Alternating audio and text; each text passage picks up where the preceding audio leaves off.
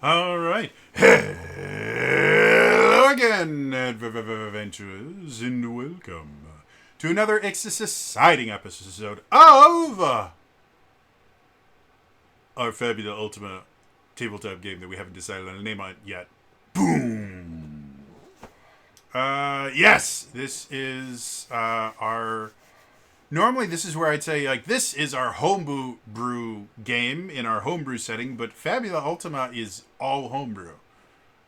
So this is just our Fabula Ultima game, and it's super cool, and I've been having fun, and I've been making stuff for it, and it makes me feel special, and the people below me are the people that keep showing up, so that's always nice. And, yeah... announcements. For those of you that do celebrate Christmas, it's coming up, so Merry Christmas, Happy Holidays for those that don't. I have not been keeping track of the Jewish calendar this year, so I actually don't know. I know Hanukkah started. I don't know if it's over yet, though.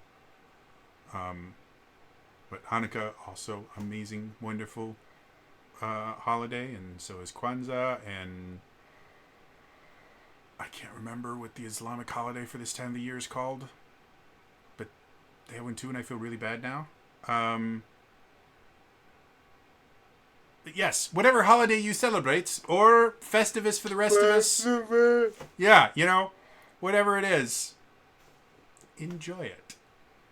And if you are going shopping this time of year, retail employees get shit on constantly throughout the entire year, and it gets really bad around the holidays. So please, be very kind. If you can afford it, tip well. Tell your servers and the people that are bagging your groceries and scanning your items, tell all those people that you appreciate what they're doing, because I kid you not, that will literally make their day. And this comes from experience. So having a problem with the corporation does not mean you should bitch out the employee. yeah, they also have no... just an FYI, they do not control the prices, they do not control the sales, and they have nothing they can do. Oh, and by the way, it's not free if it doesn't scan, and it wasn't funny the first time.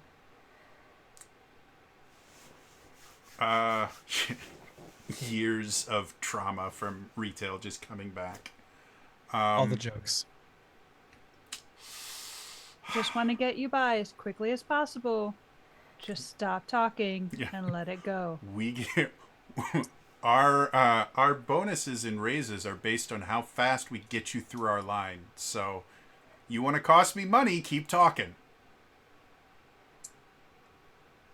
But yeah. Can you just check in the back? It's not a map for Playland. By the way, the back, not Narnia. In any way, shape, or form. It's not a magical area back there. We don't actually want to keep the good stuff for ourselves. But I would love to go check in the back for you. Just give me like 5 or 10 minutes and I'll be back. Let me see if I can find it real quick. I did used to, because I was a manager, I did used to tell employees that got in trouble with customers. Because the customer is always right, which they aren't ever, but Dumbest slogan. Customer would complain to me about an employee. I would go, you meet me in the manager's office. I will take care of this. You're going to fire them. I said, ma'am, legally I'm not allowed to talk about any disciplinary action that we take against any of our associates. All I can tell you is that I'm aware of the issue that you had, and I will take care of it in an appropriate manner. By getting you out of the store. And then I would get them out, and then the employee would be sitting in the office sweating bullets, and I go, chill. I'm like, am I in trouble? I say, no, they were a dick.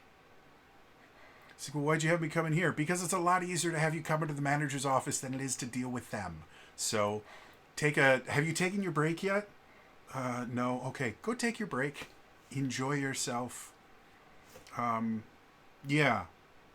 If you see that the customer is still here, hang out in the back. There's plenty of things to do in the back.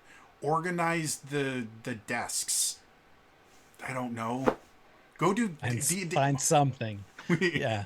We had damage and destroy, I think is what it was, but it was just D&D, and so we would constantly just go do D&D. which basically involved we would have this box of stuff that we weren't allowed to just throw out. We had to actually destroy it to prevent people from going dumpster diving. And so a lot of it was things like casters, because like a chair would be defective, damaged and defective. That's what D&D was. So a chair would be a defective, and so we'd have to kind of rip up the chair because they didn't want the chair back. So we'd have to kind of rip up the chair, and then we would always have to destroy the casters because we can't sell them, and there's nothing wrong with them. And so we just have a box of casters and various implements back there to destroy them. So they'd be like, go do some D&D. And we go back there and just destroy things. It was fun. The things you don't know about working in an office supply store. We also every so often had monitors that we would get defective out of the system, but the people that made the monitors didn't want them back because the parts themselves were actually relatively cheap. And so then we got to destroy monitors. And we had a crowbar back there that we learned how to javelin throw through a monitor screen, which was really fun. And this was back when LCD screens were still kind of top of the line. So having a top of the line screen in front of you and just going, Shah! And destroying it was really fun. I always loved when I was working at Microsoft and we got to destroy hard drives. Hard drives are fun. Hard drives are a lot of fun, especially the mechanical ones that actually have moving parts in them. Oh.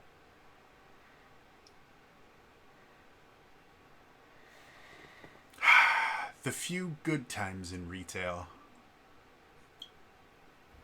Anyway, None of them had to deal with a customer.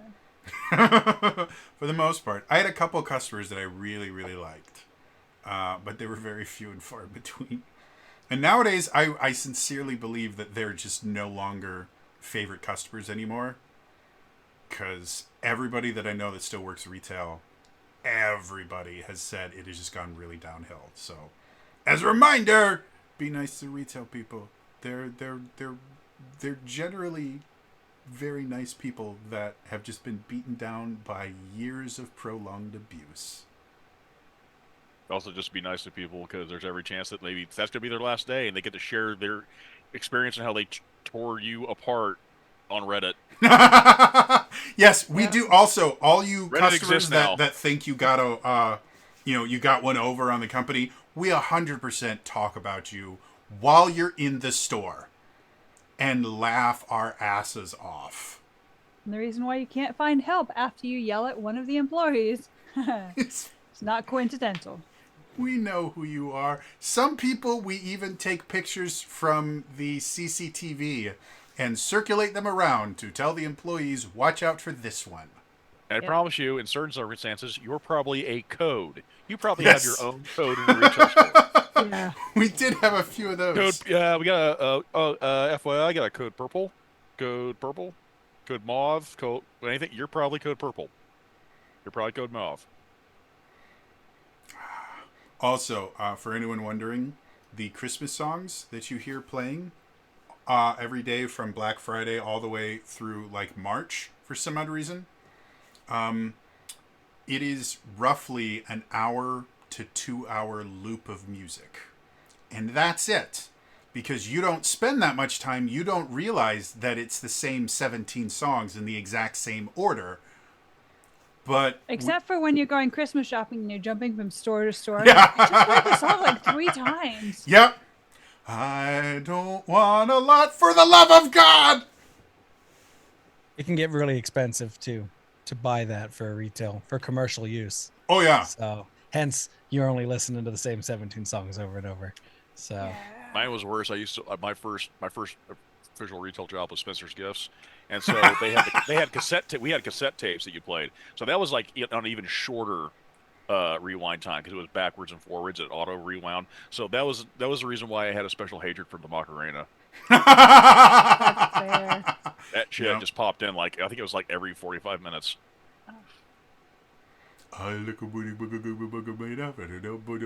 Nobody knows the words. I don't think the people that sang the song know what the lyrics are. We all know. And I still mess that up. So like. All right. So, anything else vaguely tabletop related. I think what's his name? MCDM Matt Colville. He's doing a backer kit right now, funding. I'm assuming the last part of development of his new tabletop RPG, which is right now. He picked this amazing name for it. It's called MCDM's RPG, which is apparently the working title. And we have all voted that Dale Kingsmill, who is a friend of the channel, she was a Power Ranger last year. She should be the one to name it because she has awesome names. So, and she's also a friend of Matt Colville. So, but I did a little review of what they have on the backer kit. It looks amazing, and their $800,000 goal was met in like 30 minutes. The last time I checked, they're at like $3.5 million. So it's definitely being funded. I have some disagreements with some of the stuff that Matt Colville has said as relates to like RPGs and stuff like that. But the guy is a really solid guy. And he knows his shit like really, really well. So $3.5 million. It's a cool thing. I definitely recommend, backing it if you have the means. I'm planning on backing it once Christmas is over and I make sure that I have the funds for it. But yeah, other than that, I don't think there's too many tabletop RPG crazy shenanigan type stuff going on right now. So with that, I think it is time for us to return to the world of Fabula Ultima.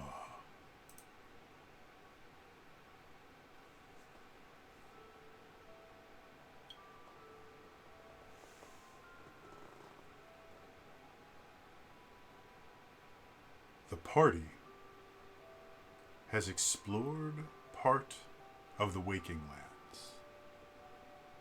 After dealing with some slimes and moths that became very aggressive, the party decided to get their bearings. They started looking around, and they saw in the distance a massive mechanical dragon rising from a huge mound of scraps.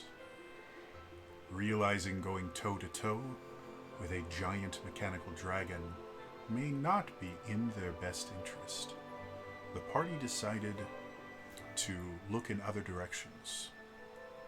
Silas, being the most familiar with the area, decided getting to a high vantage point would be in their best interest. So they trekked through various craggy rifts to the top of a nearby hill, and Silas was able to notice a few little landmarks that allowed him to discover that they were near the northern barrier of the Waking Lands. To the north, they would be able to leave and not deal with the unending light.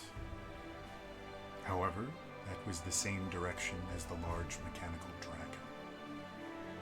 So they decided to head back down, go search out the ruins that they discovered recently, see if it would hold any answers for an easier way to leave. Along the way, Amintus discovered some new friends. They called themselves Spicy Chilies, and were able to help the party navigate the various crevasses and pathways to eventually get to the ruins, which, surprisingly enough, were guarded by two beings that looked remarkably similar to Amintus. After dealing with one and mind-controlling the other, the party was able to defeat them and head into the ruins, where they would decide upon their next move.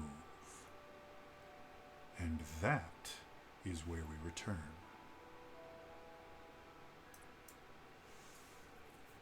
So,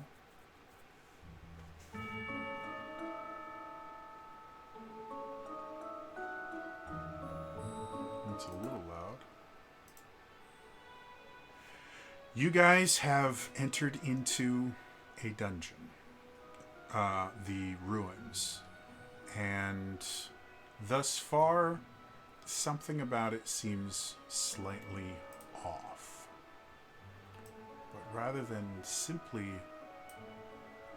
explaining it to you, why don't I show it to you? And I have to use the right thing. Let's go here, here. All right. So, for those of you watching at home, I am trying something weird because I have the whole map here, but I have it darkened out so that they can't see it and they can explore. However, on my view, because I'm the game master, you guys can see everything. So right now we're looking at a super zoomed in thing. And if it looks like something you might find in a Super Nintendo game, it's because it kind of is.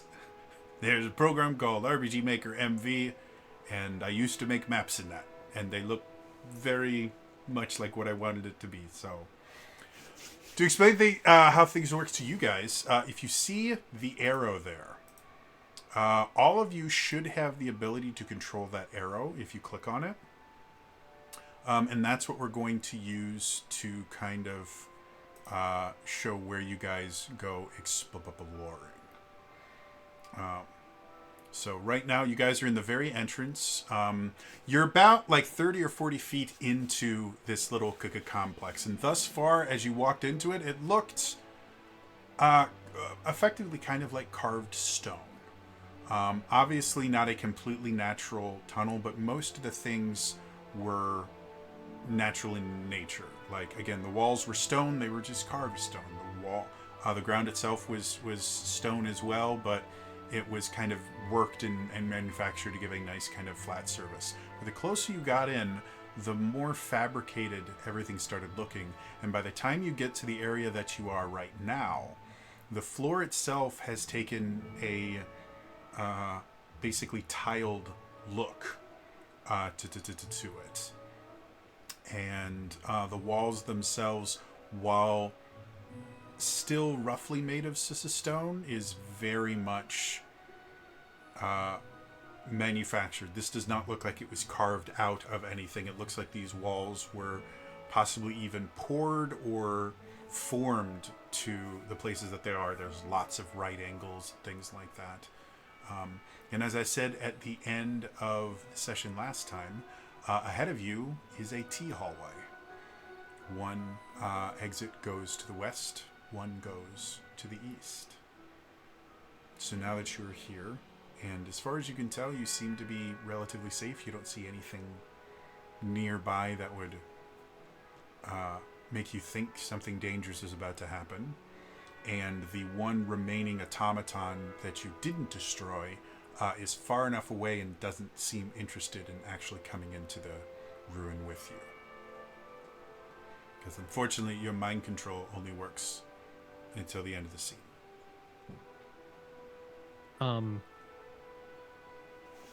I had a horrible thought after last session. Sure. Yay! Jax, The you direction- never cease to surprise me. The direction that I set them in, Mm-hmm.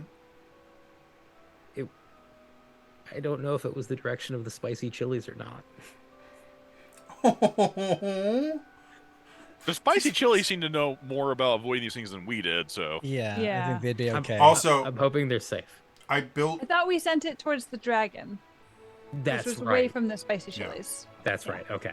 Also, Don't worry, I got you. I built the stat blocks for the spicy chilies on for one of my daily Decembers. They could have taken the Okay. like they're like the fact that you guys made friends with them. I assume that was going to happen, but had you not, spicy chilies would have given you a run for your they come back leveled up. money. Victory! Yes. Came back to be pets? Okay. Oh, we discovered experience. You're worth experience. Oh We no. discovered a thing called XP. It's amazing. Now I have even more firepower. So All our class build is murder hobo. I took levels in kill you. They're learning. So that being said, there was discussions last week about possibly taking a rest. Otherwise, again, you have an entire ruin structure here to look through. So, what would you all like to do? Sleep. How dark is it Tired. down here?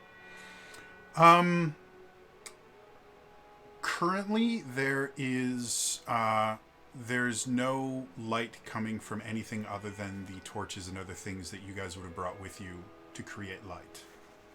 So there's no natural light in here. So without some sort of light source, it's pitch black. So can we sleep in the waking lands?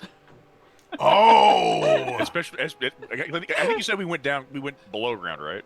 yes, you are. So I hadn't thought about that. It makes sense if you're below ground. Well, it has nothing to do with it being below ground, but yeah, you guys would notice that for whatever reason, the light doesn't seem to be affecting things in here. There isn't an ambient light source. Perfect. So it's actually dark and we can sleep. Mm-hmm. I mean, Or theoretically, darker. you could sleep. And It just wouldn't be good sleep. Yeah, this is the fact that it's dark down here is freaking Silas out a little bit more. Like, how is it dark? We're in the waking lands. There should be ambient light everywhere. We should take advantage of this, I think. I forgot you guys couldn't see where the clocks are.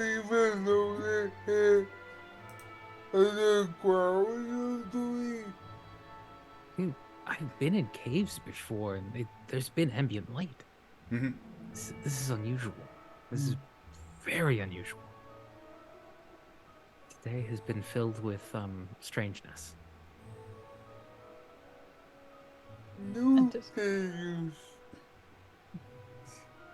Murata's gonna look. Interesting. Murata's gonna look at Furball. Do you have in your pack of yours? Do you have anything that we can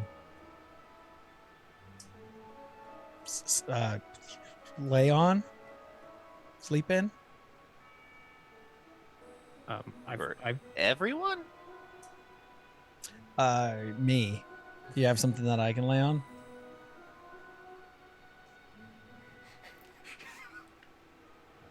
I want to teach you about spatial awareness. Okay, look at you. Now look at me. What could I possibly be carrying? That's true. I'm gonna turn to Silas. Silas. yeah, I've got this tent. It has Fabula designs on it. I don't know where that came from, but yeah, I've got this tent, and Silas produces a 7-person tent. Excellent. So yeah, mechanically, if you guys do want to rest outside of an inn or something, just somebody in the group needs to spend 4 inventory points to create a tent, and you guys can all rest.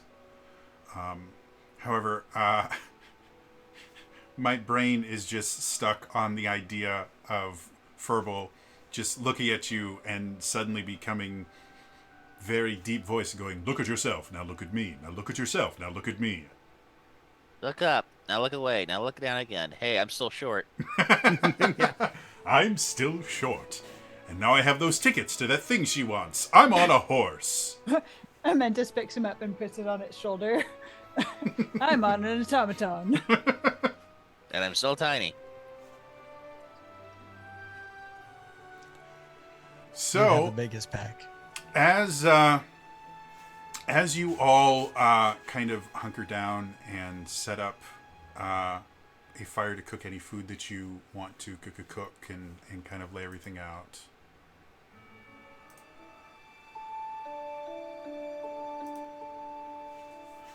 We're going to do a special kind of a scene called a resting scene. Resting scenes have kind of an important part in Fabula Ultima in general, and the unique thing about a resting scene, aside from the fact that you can rest up and get all your hit points back and things like that. Is during the resting scene, you can have conversations with other characters, and you can start to form bonds with characters. And we've had a little bit of talk about bonds before, but I'm just going to very quickly do this so I don't have it in the way. But you can have up to 6 bonds at any given time, and every bond has to be built on one of these 6 emotions, and they are opposites. So they come in kind of opposite pairs. So you have admiration and inferiority, loyalty and mistrust, affection and hatred. And the bonds themselves are just your character's feelings about another character. They're not two-way. So 2 characters might both have bonds with each other, but one's might be a bond of admiration and the other's might be a bond of hatred. It's all dependent on how you feel your characters would view these other things. And generally during a rest scene, if it makes sense for your character, you can actually form one bond. The mechanical benefit of a bond is if you make a roll and you can somehow link it to your bond, you can actually increase the result of the roll by the strength of your bond. And the strength is basically how many emotions are tied to that bond.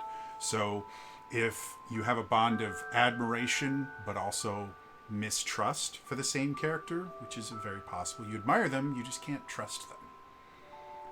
That would be a bond of level 2. So you would add 2 to that roll.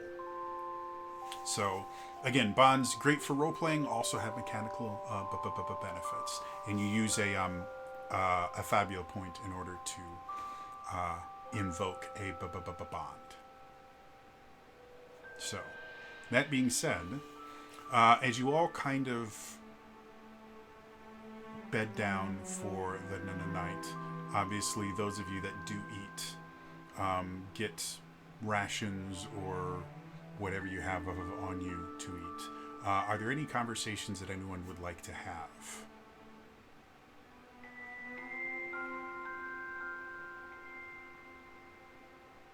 As Silas is setting up his tent, Amentus is going to look at Murata. You followed me without a tent.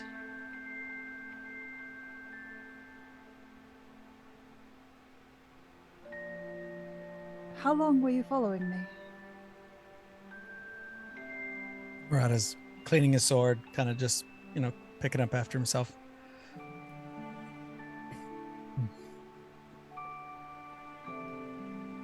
A little bit.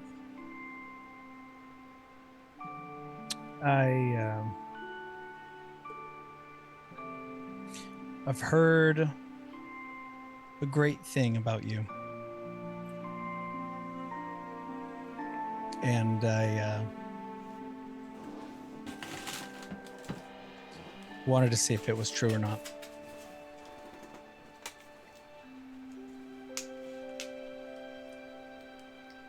Goes back to cleaning his sword. A little bit is indefinite quantity. How long were you following me? And what were you seeking to be true? Or untrue?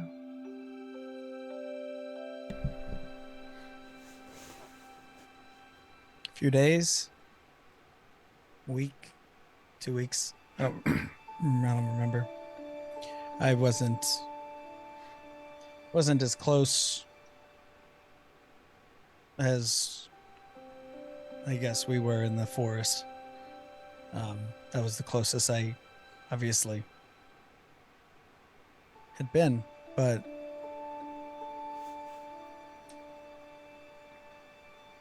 there was the fact that you were also being followed by other people as well, that I also didn't, I guess, want them to capture you?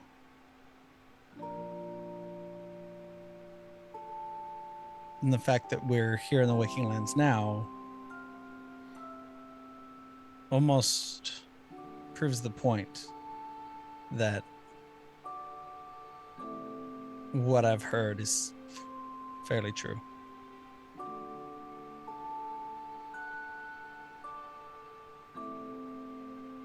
That is not an answer to my questions.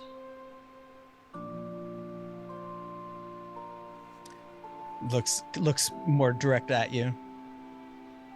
6 days. Kind of just giving a day number. 6 days. Sorry. Hold on. Okay. Sorry, hold on. Jack's giggles. Gotta get it out. Okay.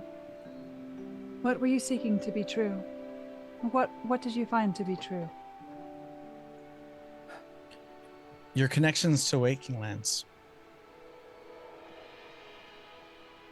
And possibly what you can do to control the light. I cannot control the light. But that's not what I've gathered from my information. Where did you obtain your information? Sources. Lots of research.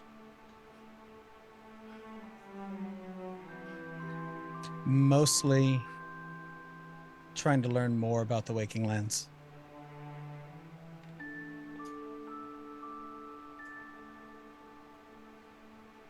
And what I guess could be living here.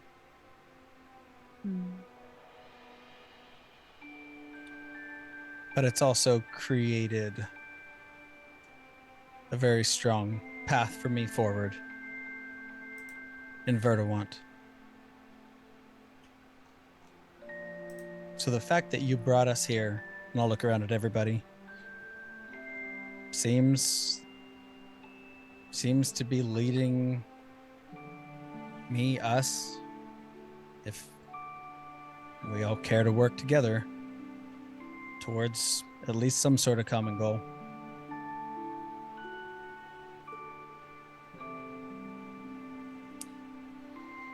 You seem to enjoy vague responses. Is this typical?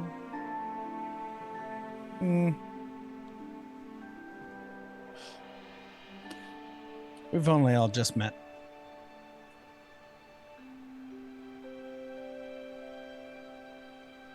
Interesting.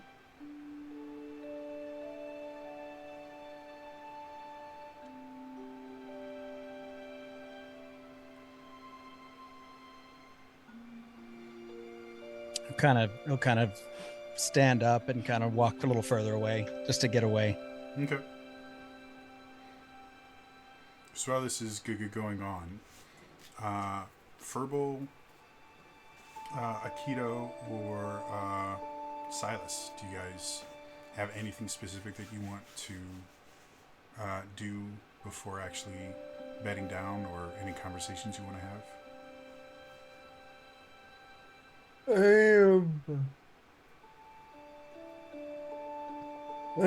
think I'd be overhearing a message and Marana and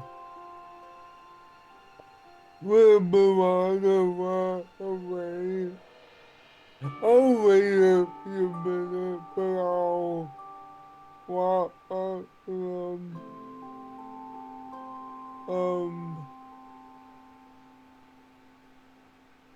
Well, I suppose you know that I was following you the last few days.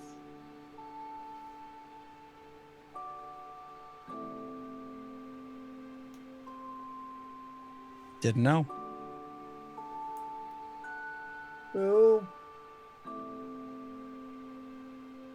I have a bit of a proposition for you. I have some powerful friends in the water kingdom. We will you made a little bit a name for yourself a bit. And I will say to you might wanna help her out a bit. Hmm.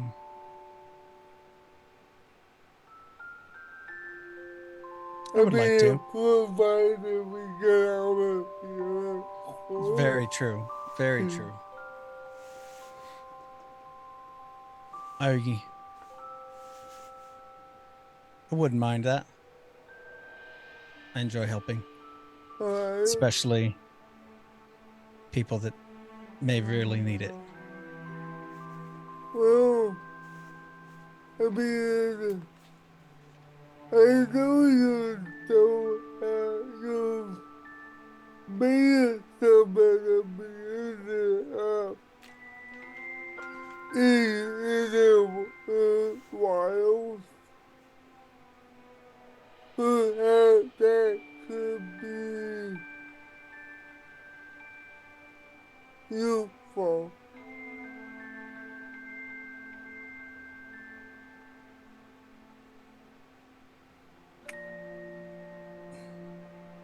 I think with us stuck in the waking lands, at least as of right now, I think really we'll have to see where this is going to end up taking us. Yeah. But something to think about. Definitely. Definitely.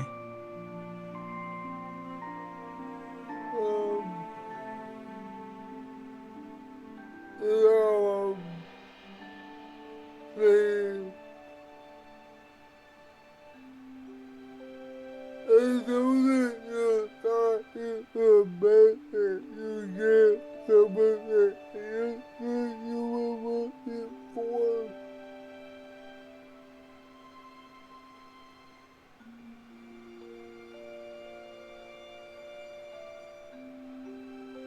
Well,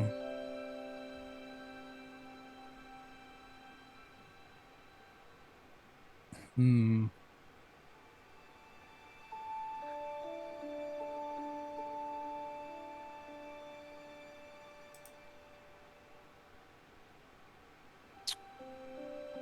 Mm-hmm. He's kind of, yeah, he's kind of just stuck not wanting to give too much information for himself. He turns into Squall. Dot, dot, Yes. dot. Whatever. I'll be able to read that if you want to know. Have a good night. You as well, sir. And I'll go and settle in for the night. So, Furball or Silas, do either of you two have something you'd like to do? Or someone you want to have a conversation with?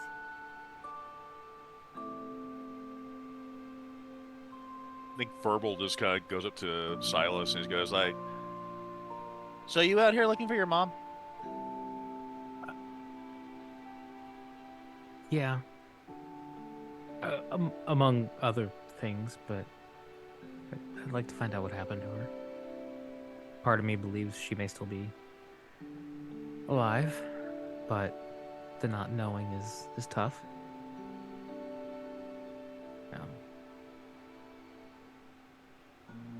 But yeah, if I could find a sign of her, I mean, the fact that this cave has protection gives me some hope. Maybe there are little pockets of normalcy in this place. We don't know how far these tunnels go. There could be other places. There could still be cities, maybe. I've never seen anything like this before.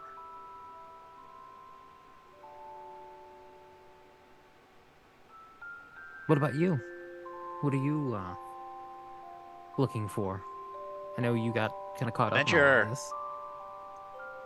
You certainly found adventure. Yep. Most people don't tend. I mean, kind folk are. I mean, they're outside of Starlight Valley, but most people at Starlight Valley kind of like they're happy there. I'm happy there too, but I like traveling around.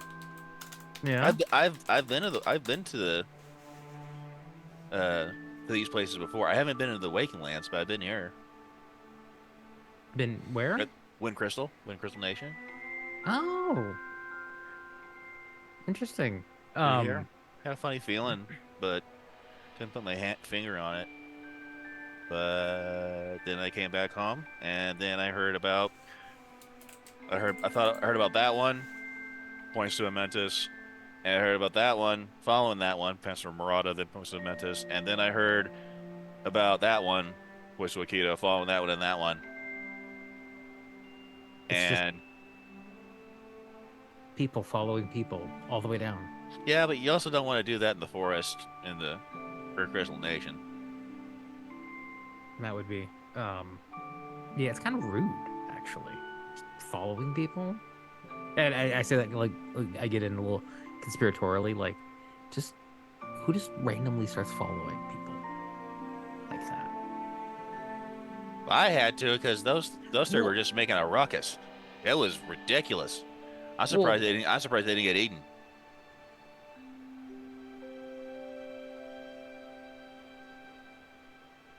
So adventure.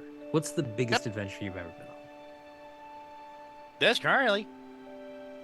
I never got teleported before. That was cool. That was strange. You know, my grandfather used to have some theories about it, but it never quite worked out for him.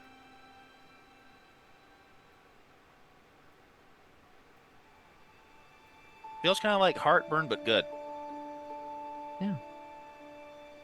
I understand why you guys got sucked into the teleportation. I just don't understand how me and Scrappy got here, though. We were nowhere near where you guys were, obviously. Unless maybe those ruins were somehow tied to it. Oh, Were you near anything that got really bright when you got teleported? yeah, there was like this flame glowing in this like circular pattern on the ground. There was this flame. There was nothing generating it, and then all of a sudden it started getting really hot, and then poof, there was this bright flash, and then you guys were there, and then I was not where I was.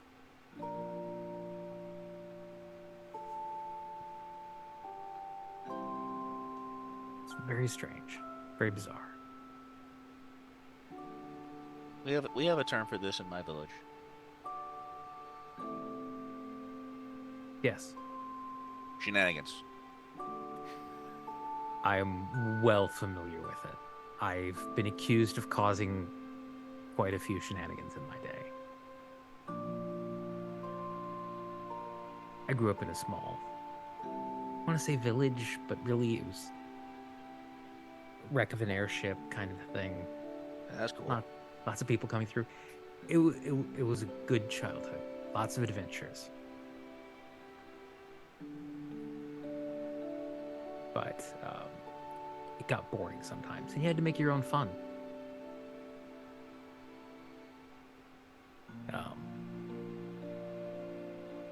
Yeah.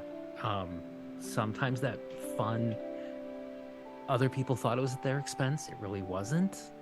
They just didn't get the joke.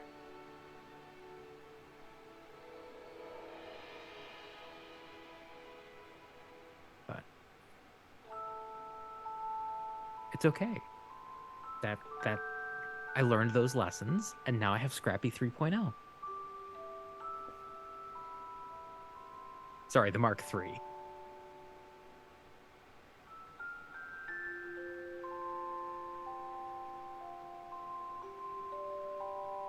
Hope you find your mom. Thanks. I hope you find adventure. And then you can go back to your village and tell all your friends about it. Do your like, I know you said the other villagers are more content with a more laid back lifestyle. What do they think about your adventure seeking? They're cool with it. I come back, tell them about what happened.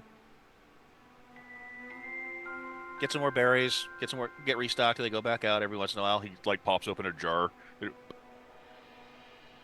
Got any toast? I think so. Crackers? Anything? Like, I'm sure I've got some ration or something. Literally whatever you have. Verbal just shares like Starlight berry jelly. Delicious. yeah, a lot of silly people try to make it to our village to get stuff like that and charge way too much. I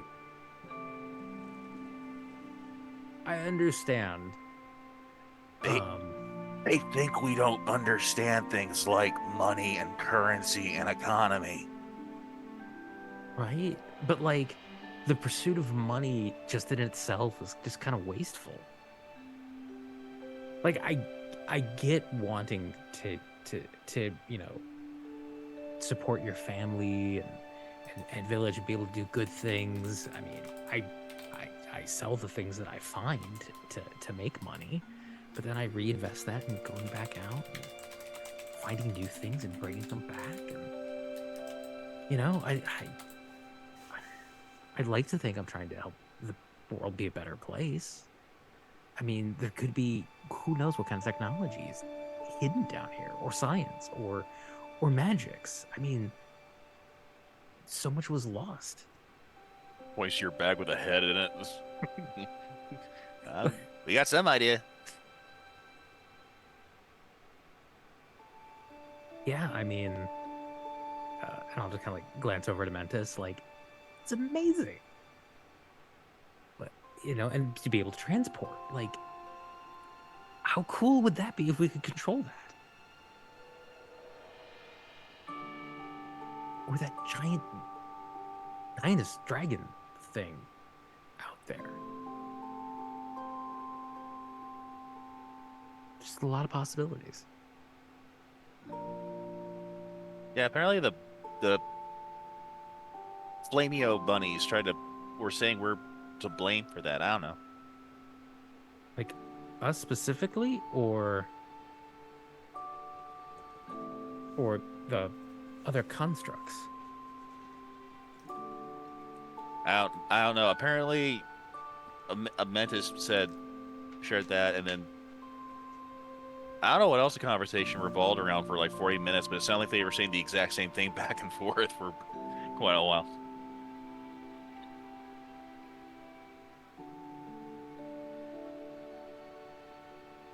But Apparently, we're shenanigans. I don't know. I've been called far worse.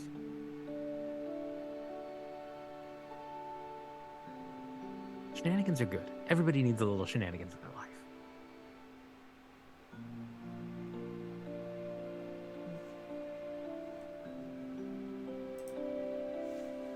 While they're talking, can Amentis go over to Scrappy and try and communicate with him? Sure. So as you kind of will walk over to Scrappy, as most dogs would, he sees a new friend coming over, and he kind of like puts his head down really far and starts kind of rocking a little bit. Butt goes up in the air, and his kind of mechanical tail starts wagging, and he keeps looking back at Silas, kind of like, can I? Oh, Mantis I'll- is just gonna crouch down right in front of him, like they did with the spicy chilies. I kind of imagine like being like K9 when you have like the two little like. He is forgotten about asking permission, and he is just enamored. Like, he keeps moving around, and like he'll go to your side, and he'll like smell your ear, and then come around, and he like starts to jump, and then realizes he's not supposed to jump on people, and he's if you've ever seen like a dog playing with a young baby, where they keep like, I want to, but I'm not going to. Yeah. Kind of the same thing.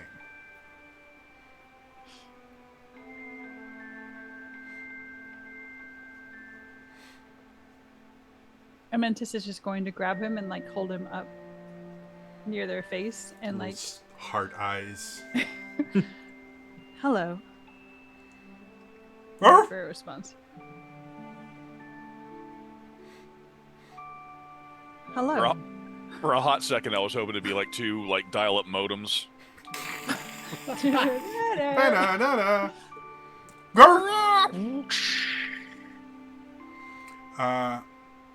As you try and kind of have a conversation with this, if you've ever heard someone pretend to speak another language, it's kind of what you're getting here. It sounds like a dog, but they're not real words. Because again, the sound would have been programmed by Silas, who doesn't speak dog. Yeah. But did the automatons that we had met before, were they actually programmed to speak? You're not 100% certain. The communication that they tried to have with you was just that weird screeching sound. You don't know if that was just a language that you don't speak, or if they were broken. Okay. The only thing you can be certain of is you don't know what they were attempting to say. Okay. You were DOS, they were Linux. Yeah. I mean, they were minimum like Windows 3.5. Like, you could use your mouse. Sort of. So, do we hear Mantis barking back to Scrappy, or what do we see? I mean, you're attempting to have a conversation with him, right? Mm-hmm. So yeah, you guys would see her very realistically, like not just sitting there going arf arf arf, but like if you've ever like actually listened to two dogs kind of communicating, if they are very vocal, like they very rarely just like bark at each other like and so she sounds like an actual dog as opposed to like an impression of a dog. And yes, Scrappy just continues to basically repeat the same kind of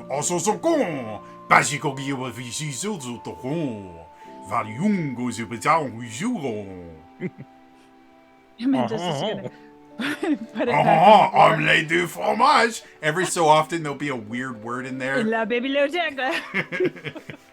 Donde está la biblioteca? Con el gato en mis pantalones. So yeah, every so often you would actually hear a word in there, but it would make no sense in the context. Okay. And there is, like, a lot of kind of animal communication is very much nonverbal. And so you can get bits of kind of, like, indications of emotions and things from it, because he does have kind of a brain to him. He's not pure remote control. Mm-hmm. But it's not complete enough to have any kind of conversation with him. Okay. Mantis is going to slowly lower Scrappy back to the floor and do that, like, half screeching, head patting thing. Good boy. And stand up. Interesting. And then move towards the sleeping areas. Okay. Oh, looks like Scrappy's made a new friend. Scrappy follows you for like 6 steps, then realizes how far away he is from Silas and immediately goes, oops, and goes back to Silas. I'll give him some scritches. Thud, thud, thud, thud, thud, thud, thud, as a metal paw starts kind of like banging on the ground. All right. Well, yeah, it is. We should get some rest. It's a big day tomorrow. Alright. So, you all lie down on your Vala brand sleeping bags. And as you drift off to sleep, you all have your own kind of thoughts and ideas about what's happened over the previous day. But as all of that kind of comes to the front of your mind, it just kind of evaporates into nothingness, and you all drift off into a very peaceful sleep. Anyone that had a conversation with another party member, you are welcome to create a bond with one other person. So, for Murata and Amintus, you guys can technically create a bond either with each other, or Murata, you could form a bond with Akita, and Amintus, you could form a bond with Scrappy if you wanted. But go ahead and you would just put the name of the character in the bond and then choose one of the 6 emotions that you would feel towards that person. While you guys do that, as far as other mechanical benefits of resting, you get all your hit points and mind points back. You do not regain any inventory points.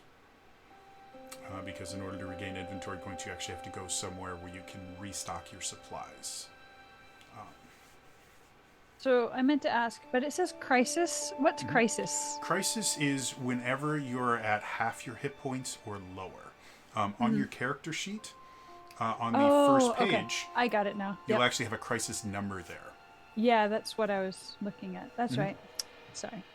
So yeah, that's just Gotcha. That's just half hit points. So. Yep. Okay. In 4th edition, they called it bloodied.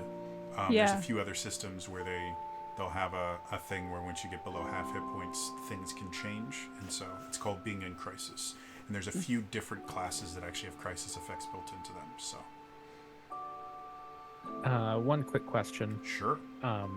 Scrappy, as a construct, does not have any inventory points, correct? Correct. Okay. Yes. Still has hit points and mind points, no inventory points. He shares yours. Got it. If I remember correctly, your magic cannon persists until you lose it or you make a new one. So. And then, what about the tent? Is that a one-night use? That's a one-night use, yeah. Okay. But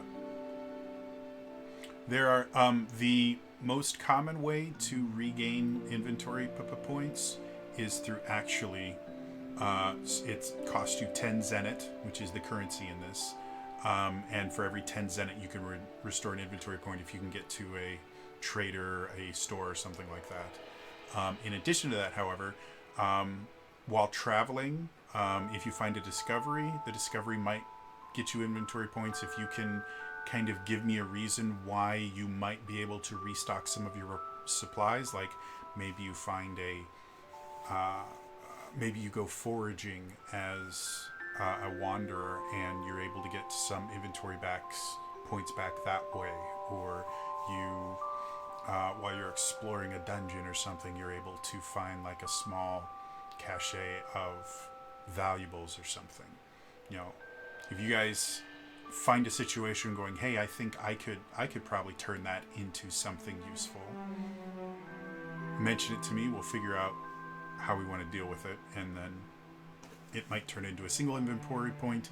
It might let you get all of your inventory points back, but it's all based on how creative you guys want to get. So when you all awaken the next morning, not a whole lot has changed. It feels slightly colder in here than it was when you went to sleep, but that may just be as simple as you guys coming in from a hot area and a lot of strenuous activity, and now you haven't been doing anything for 8 hours. You're not quite sure. It's not cold enough to see your breath or anything, and again, there's no light that you can see. So that being said, what would you all like to do?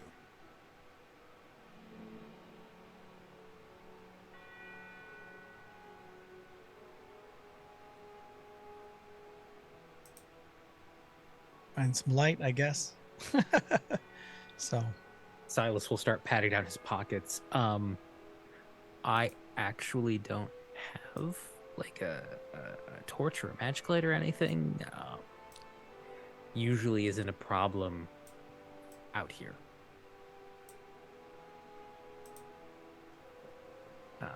Now, Jody, I don't know if ritual magic could be applied to this. Do I have to like have something specific chosen? Because I was wondering, like, if Fabula would be able to like to do ritual magic and then like be able to cast light or something in some aspect. That would be something that you could use ritual magic for. However, with the with how expensive ritual magic can get, I would probably recommend against using it just for a light spell. 100%, that is a ritual magic kind of thing. However, somebody would probably have a torch. If for nothing else, I would guarantee that Murata has some sort of source of light on him, because, and probably also Akita. Simply because you guys were tracking, and having a source of light would be very, very useful for that. Light sources and stuff like that are not things that we would track in Fabula Ultima. They're just stuff that you would be expected to have. And so in this particular case, it makes sense that Silas might not have it because he only went traveling in, and it would literally be a waste of his very limited pack space. But the rest of you would have lights. It is made of pockets. then I don't know, I'll spend an inventory. Do you have to spend an inventory Nope, point? that stuff you don't need inventory Oh. points for. Okay. Then That would inventory points are spent on things that are going to have like a mechanical benefit for you guys. This is just so you can see. I reach behind my back, just cartoon style, just pull out a torch. Yeah. So I'll be walking with a torch. So yeah, not too difficult to get that. You guys notice that I guess you wouldn't notice the torch works exactly the way it's supposed to. Which probably the only person that's surprised about that is Silas. Simply because light generally doesn't work like it's normally supposed to in the Waking Lands. And it reflects off surfaces it's supposed to reflect off. It stops. It creates normal shadows. Like everything about this light is exceedingly normal. And that just seems very bizarre to you. Shall we move forward? Fabula hangs back out of the light just really quickly. He dips his little panda beans into the jelly. Like, hey guys, because the berries have a slightly luminescent quality. Like,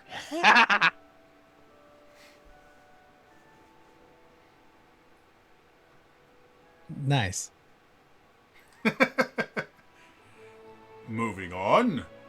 Yeah. You're weird, and that's what I admire about you. Is that what you admire about her?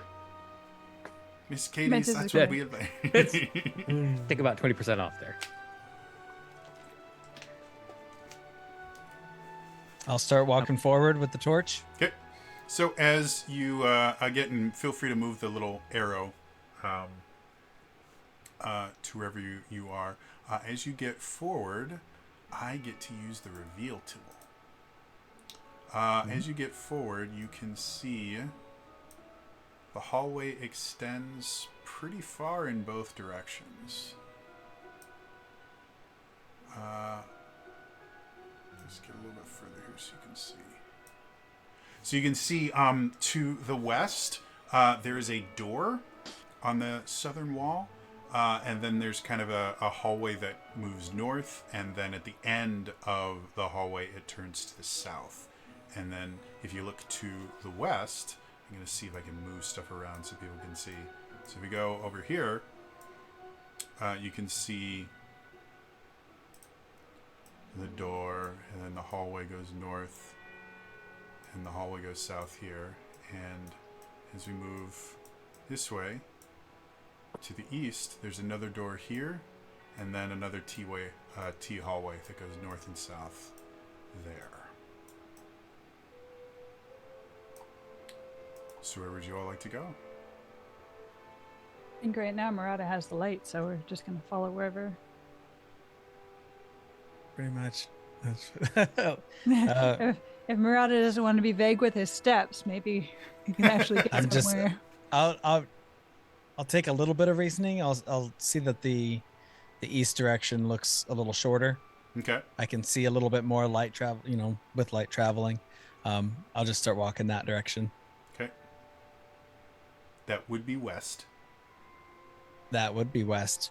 I meant west, shorter Cool. direction. So, going west, you do see there's a wooden door. Very the door itself looks very old. There's a fair amount of dust on it, but the wood is not rotted or worn or anything. Other than the dust, it would look like this is a brand new door.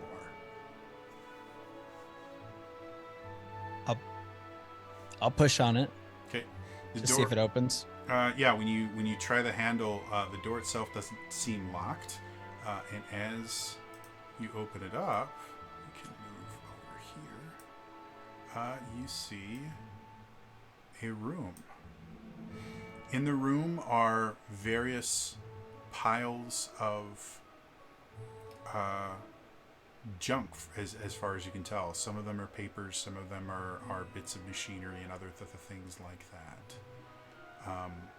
If you see in the upper left corner, we have a clock. This clock, basically, it is a 4-section clock. Every time you guys discover something new, or do something to get yourself more information about what's going on, we will fill a section of the clock, and every time a section is filled, everyone can restore a single inventory point as you kind of scavenge and things like that through. So currently it is 0. But if you guys have questions you want to ask, or if you want to kind of forage or things like that, like I said, every success is basically another step towards getting you inventory points back. With that being said, what would y'all like to do with this room? Amentis is gonna go into the room and try and pick up and read one of the papers. Sure. Why don't you make me an insight willpower check? Okay.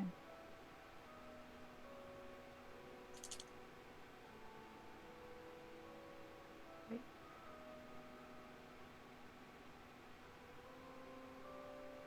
It's the wrong. No, that's the right dice. Okay. 10. 10? Cool. Sorry. So as you look at it, a lot of the writing is faded. But there's enough there that you can start understanding a little of it. And the weirdest thing about it is this is a language that you have never seen before. But you understand it perfectly. And so as you're looking over this, you are instantly kind of taken back 100 years to when you were relatively newly woken by your creator, and you were just wandering around as he was dealing with some visitors that had shown up unannounced. And as you were wandering around the workshop where you tended to stay, you came across a bunch of papers, and you started looking through them, and they were research notes, specifically about you and what had been happening the past few days, where you would have a date, and it would have kind of the goal of this particular date, and then just numerous notes about what had happened. And when you first discovered them, you were actually kind of thrilled, because you were basically reading what had just happened to you from a completely different perspective. And they were all kind of glowing notes, like all the little notes and everything in there were very excited.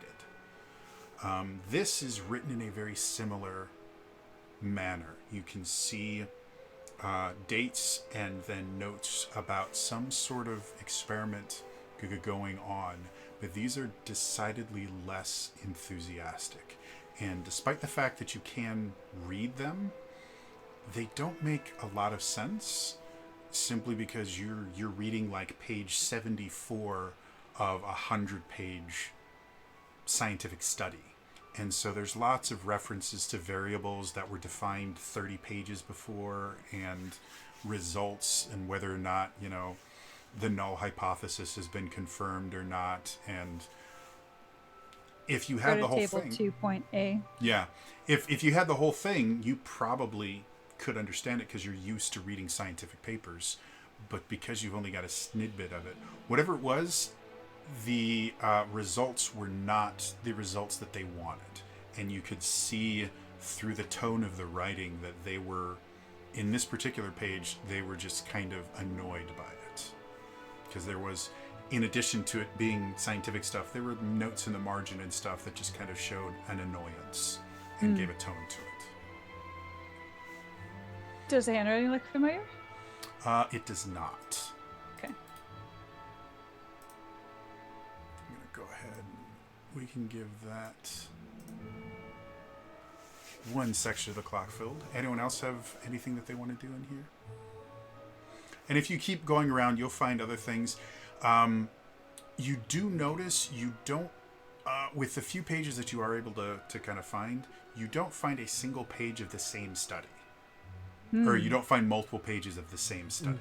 Everything you find is different stuff. And for the most part, they're all kind of either neutral or somewhat negative. There aren't any glowing reports in here.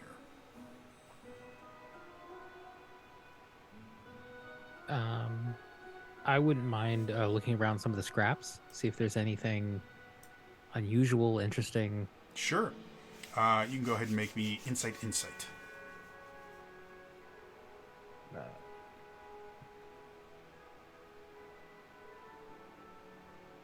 Radek kind of looks at the piles, and it's not too interesting to him. So he's just kind of waiting on the others.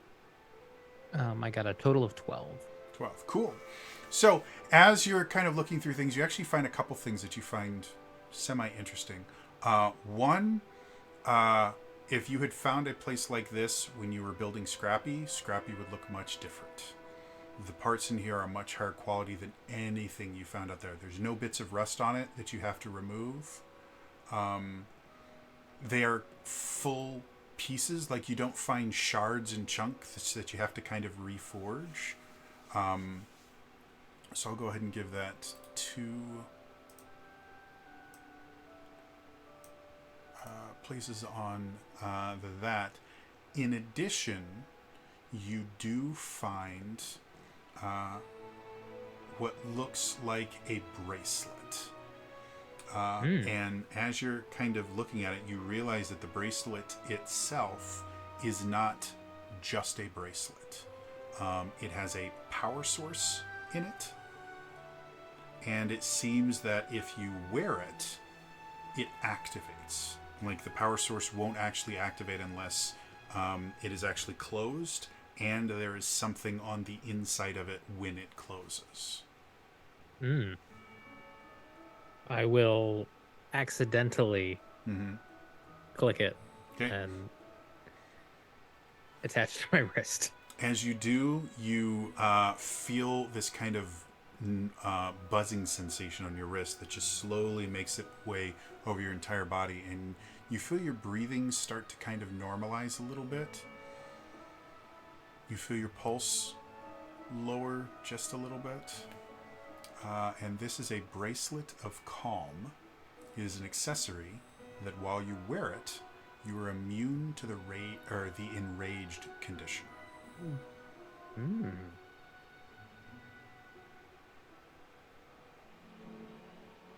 Okay.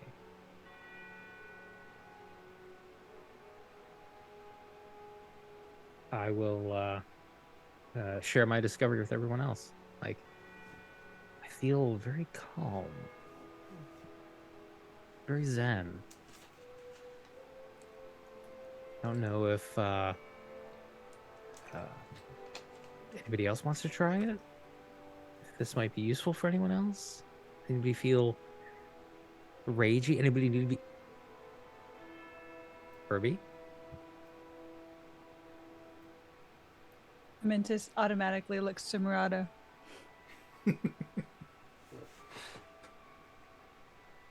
I will take it off and hand it to Murata. Want to give it a try? No, thanks. While I want to see if it keeps slowing your heart until it stops. I mean, what I mean, I don't possibly want it danger to, could there but be if it down does, if you here? put it on me, you just found it in a pile over there. Yeah. You don't know exactly what it's gonna do, but if it makes you feel better, have at it. I just imagine you took it off and you were like taking it off to put it on. Anxiety, calm. Anxiety, calm. Anxiety, calm. I mean, come on. You're not going to get anywhere with that kind of a cautious attitude out Panic here. fine. Panic fine. Guys, this is perfectly fine. Oh, wait a minute. Let me take it off for a second. Oh, no. What am I doing? How's it on fire? Click. This is fine. Click. No, it's not! Click. So. We need to find a bad guy. Okay. All right. I will Leave it hang to on. Jax. Just in the middle of a fight, go. You see, I'm just waiting for it. You seem upset. Click. I don't know if they have an action for equipping your enemies, but we may need to come up with one. I'm gonna start slowly backing out of that room, back into the hallway, kind of taking the light with me, Okay. kind of usher in people. Is it anyone else other than Silas that wants a light can have a light? And Silas, Hey. I would actually assume that you probably, when you built Scrappy, probably gave him the ability to illuminate in the rare cases where you weren't in the lab, so, or in the waking lands. And even if there's ambient light and you're focused on something, you still need like Yeah. I like that idea, but the light emits from his mouth. So he just goes, "Mah." And I really want somebody to go, why didn't you use the eyes? Who would make the eyes glow? Like, they need to see. It would completely ruin the optical circuits. Why would anyone ever do that? That's like Cyclops in his eye. Okay. It could be a glowing nose. I was waiting for the glowing nose too, but no, I like the mouth thing. No, that's where the laser comes out of. You don't want to be in the way when my laser goes off. the laser pointer. He has his own laser pointer, so when it turns on accidentally, you just see him like. Laser pointer would be on his tail.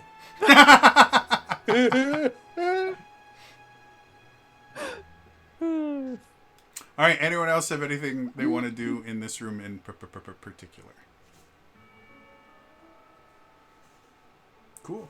Nope. Where you guys want to go next then?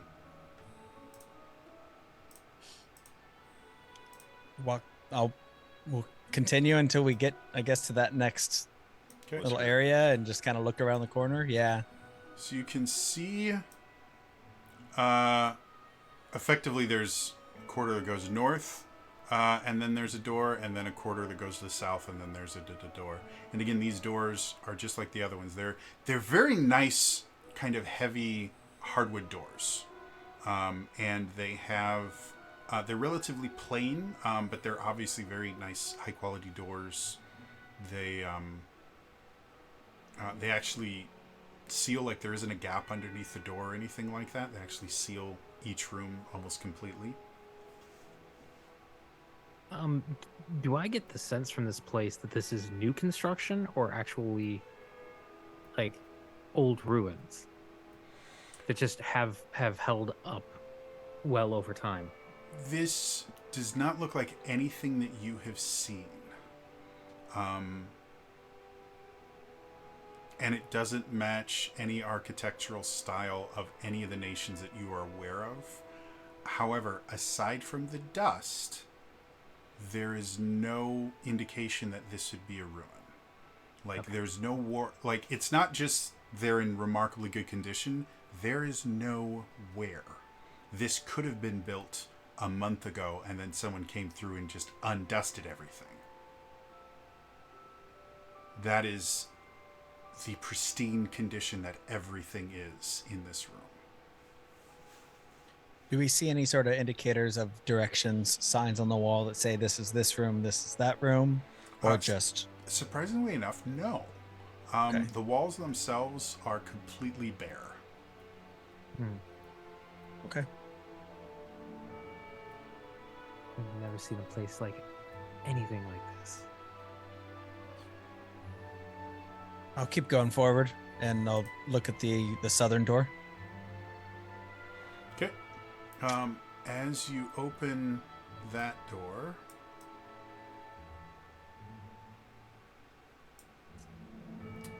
let's do it this way.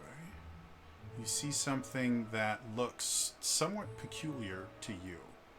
As you walk in, you can see two very long desks set parallel to each other with a bunch of stools around them. And then on the northern wall is a bunch of chalkboards. There's currently nothing written on any of them, but you can still see bits of chalk and erasers at the bottoms of the board, like they were just waiting to be used. And the room itself is relatively pristine, as far as cleanliness is concerned. Like, there's no scraps of paper, there's no wayward pencils, pencil shavings, nothing. Is this some sort of classroom, or? I don't Was there, look like it. was there chalk in the little trays? Mm-hmm. Thank you. Just needed to know that. Really? The desks themselves are made of stone, and they are built into the floor.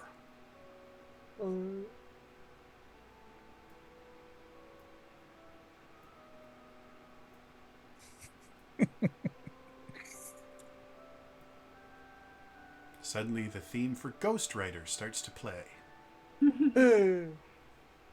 Furby was here.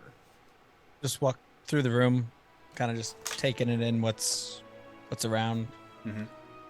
And there's no other, I guess, if we do look around, is there any other objects against the opposite wall, or? Now that you can see, the opposite wall looks relatively plain. Okay, no shelves or anything with just. No. Just some kind of maybe classroom or a meeting room, something akin to that. I will look at the chalkboard. Mm-hmm. And is there anywhere where either of us chalkboard that doesn't always completely erase? Yep. Is this racism. Burble was not that much of a dick. He would have just like. Why don't you give me insight willpower? See if you can kind of infer what might have been there.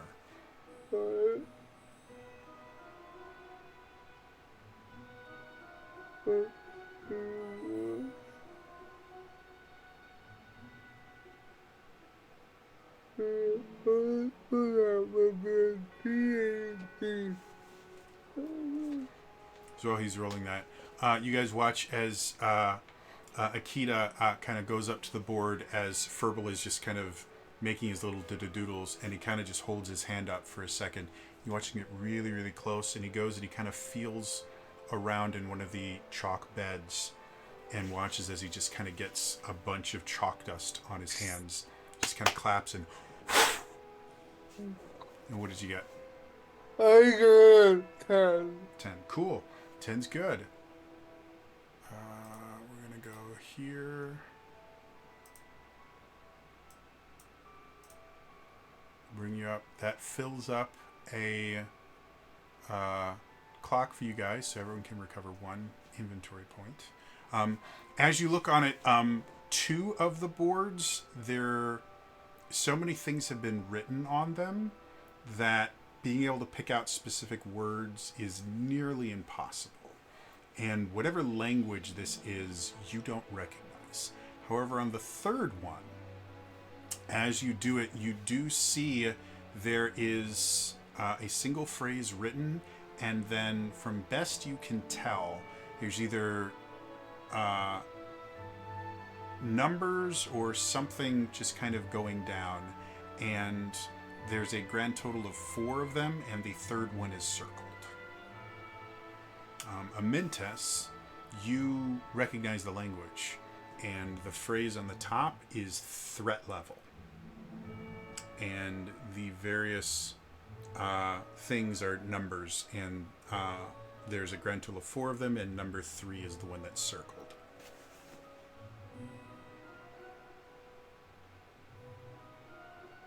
Then we can reset the clock to 0.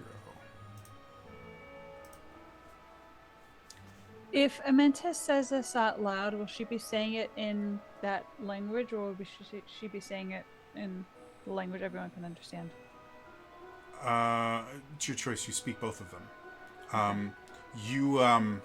If you were to say it in that language, you technically don't speak that language. You read that language, as far as you can tell right now. So if you were to read it aloud, it would be in that language.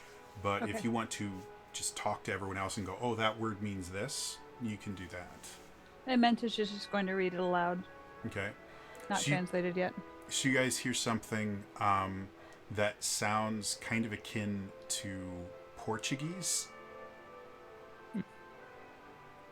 which I don't speak a lick of, but to me it sounds like Spanish with a slur.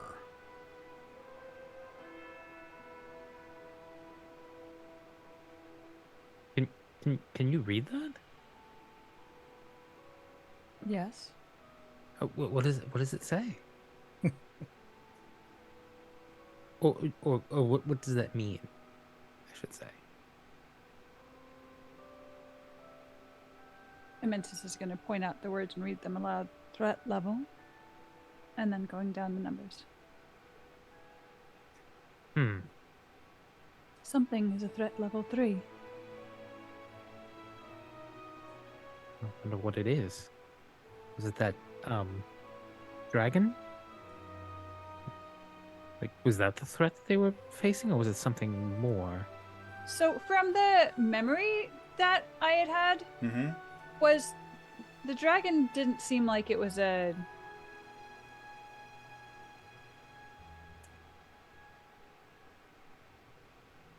sorry. The word escaped me. Threat at the time. Sure. Hostile? Didn't seem antagonistic. There we go. The brief memory that you have is these very kind of large humanoid-esque figures, and the dragon is in front of them. wings spread, but it doesn't look aggressive. It doesn't look like it's fighting with these beings. Okay. And none of the beings are in any sort of fighting stance. And my memory of it wasn't hostile either. Not as far as Okay. you can remember. Okay. Again, when you guys saw it more recently, it was very hostile. Yeah.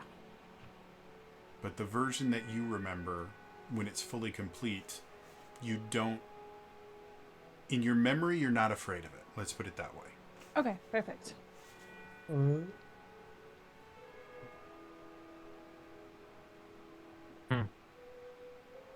But there are 4 options. So that would imply that it's whatever it is it a higher level of threat? Right.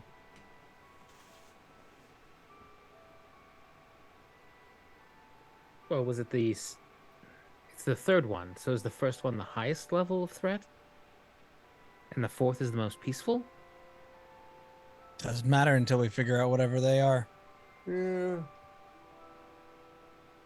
Yeah, is DEFCON 4 worse than DEFCON 3? We don't know. Stay tuned. But what this does prove is Amintus is connected. Because she could read that. It could read that. Yeah. An excellent point. I believe we have determined at this point that I am hundreds of years old. Does not mean I'm connected to this. No, but it may... Not this specifically.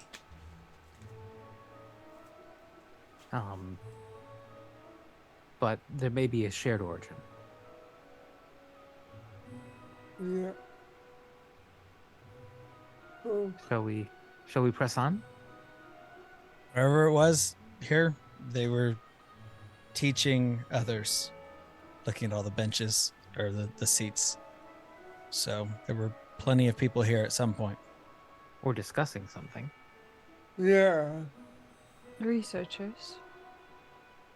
Could be. I No. mean, that would be as a note that you found. Let's find out what's behind door number 3, shall we? Let's go. And you guys Yeah. can see there's a door on the opposite side. Oh, Okay. So, where do you guys want to go next? Continue through that next door. yeah.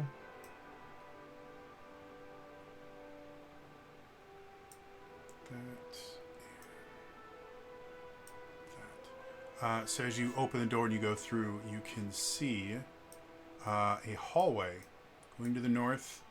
It cuts to, makes a right turn at the end, but there's also two doors on either side of the hallway, one to the east, one to the west. I'll start walking down the hallway. Okay. So the door to the east is the first one that you pass by. You want to open it up? I think we're good. Let's do it. Yeah. Yeah, I'll push it open, but I'll keep walking to the other door Okay. to look at that one. So whoever wants to, I guess, stop. Oh, Silas is stopping. I will. Okay. So as you guys kind of go in, you see something really bizarre looking. Just a little bit here. On your left, as soon as you come in, there is a large glass orb that seems to be sitting on various bits of metal that are keeping it stationary and locked. And inside it is something that, as far as you can tell, is almost indescribable. It's a bunch of bits of machinery and things like that, but it doesn't really make sense. Like, there's lights on it, none of them are on. But there's obvious lights on it, and there are wires going to various places, and just everything about it is very strange. And then connected to it is a large metal machine that has like ducts going in various places. There is a flat screen on part of it. There's like a keyboard that has characters that you don't recognize at all, except for 4 of them that have just been identified to you as numbers. The rest of them are nonsense. Yeah, it's just this weird machine-looking thing. That man, that was familiar. You alone. Silas will like take a step back and like clean the fog off of the glass after he like had his nose into it as he was trying to like see. And be like, I have no idea what any of this does. It looks incredible though. But I think Amentus may need to look at it to try to decipher what any of it does. I mean, I'm assuming I can't make heads or tails of it. Other than that looks like a keyboard, that looks like a monitor. Yeah, I mean, no idea what any of it says. If you found an iPad that had no power, it would be a screen, and that's it. Is any of it? Does it all look powered off, or? You can see things that obviously are lights, and they are not. They show no indication that they are on in any way, shape, or form. Okay. So as far as you can tell, there's no power going to this thing. While they're looking at that, Murata, as you go up, you do eventually see that the hallway goes to the left and then immediately goes north and gets wider. And then obviously there's a door to the west. Did you want to open that? I'll open that. I'll stop at that door and Okay. I'll open that. So as you really, now you're going to do that? That way, okay.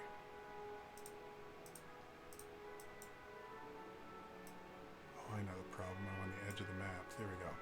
All right, so as you open it up, the first thing that happens is I need you to make a might and willpower check for me. Oh, might and willpower.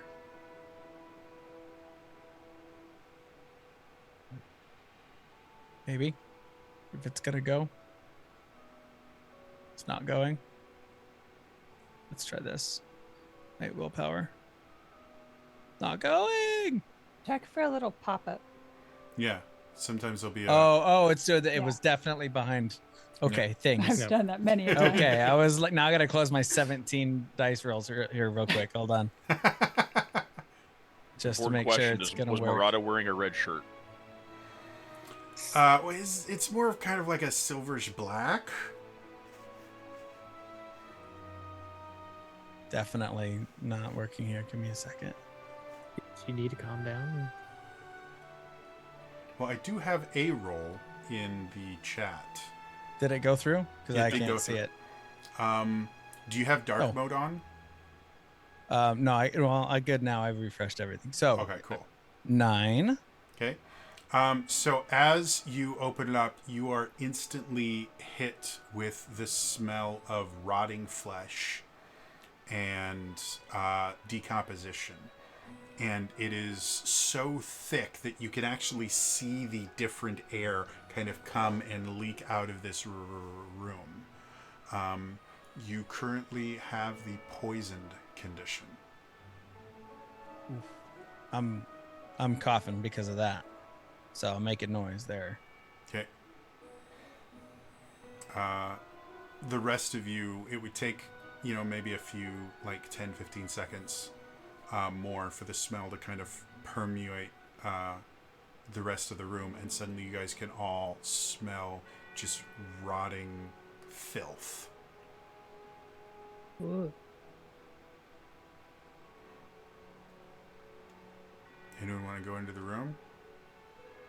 Yep. Okay. So anyone that tries to go into the room, I do need a might willpower check to resist the poison.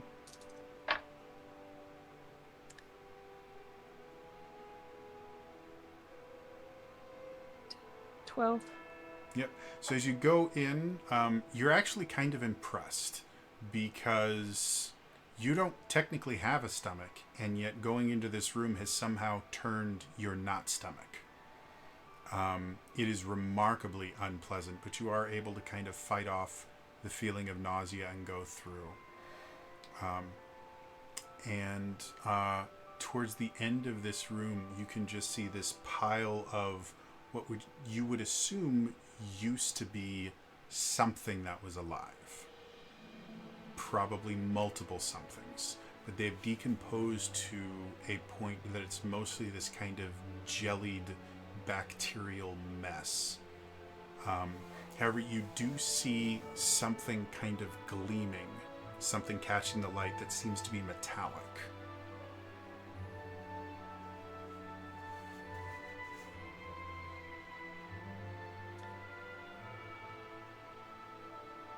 Is there anything in the room that she can use to sort of like dig it out? It can use to dig it out? Not in this room. The room itself, it seems like it's just a long kind of hallway that at the end there's this pile of decomposing something. Unless you want to try and fish out something from inside it. There's literally nothing in this room. If you wanted to go back to like the scrap room, you might be able to kind of jury rig something without too much difficulty. So, was that what you wanted to do? Sorry. Yeah. Okay. To do something similar, or All right. call for Silas and So, ask him if he has anything. yeah, Silas still looking kind of green. Unless one of you guys want to use like a weapon or something to poke in there. I've got 2 shields. I don't. You would prefer them not to smell like that Smash. forever? So yeah, Amintus, you have very little problem kind of making your way back. And you find that once you close the door in the classroom, meeting room, whatever it is, the doors themselves seem to be fairly airtight. And so the smell, other than the bit that is kind of dragged in with you, doesn't seem to follow you. And yeah, there's enough scraps and bits and pieces that you could make a long device that you can use to kind of poke and prod. Okay. It's gonna go back in and try and get it out. Okay.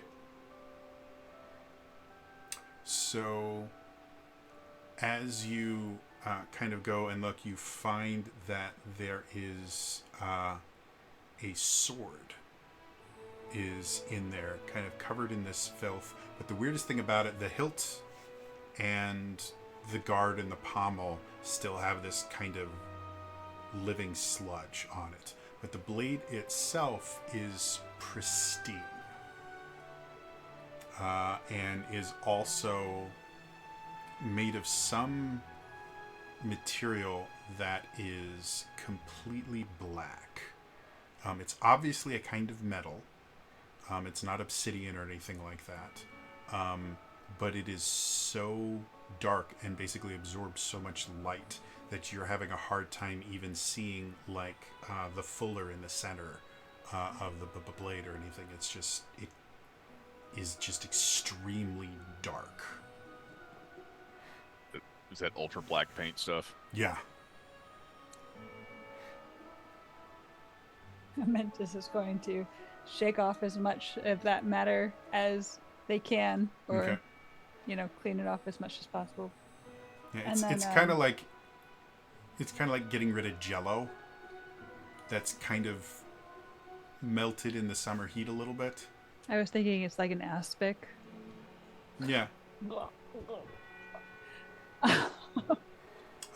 So what you have found a one-handed sword of encroaching darkness,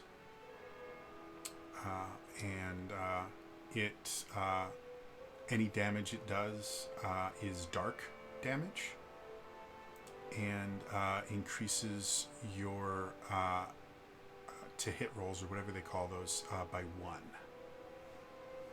So anyone that uses it to attack gets a +1 to their attack rolls. Terribly weird. I think it's called an accuracy check. Is that what they call it in this game? Something like that. Oh, and I should move this so people can see. That's the ugly stuff. Amentis is going to take the sword and bring it over to Murata. Here. It's like you. Covered in poo.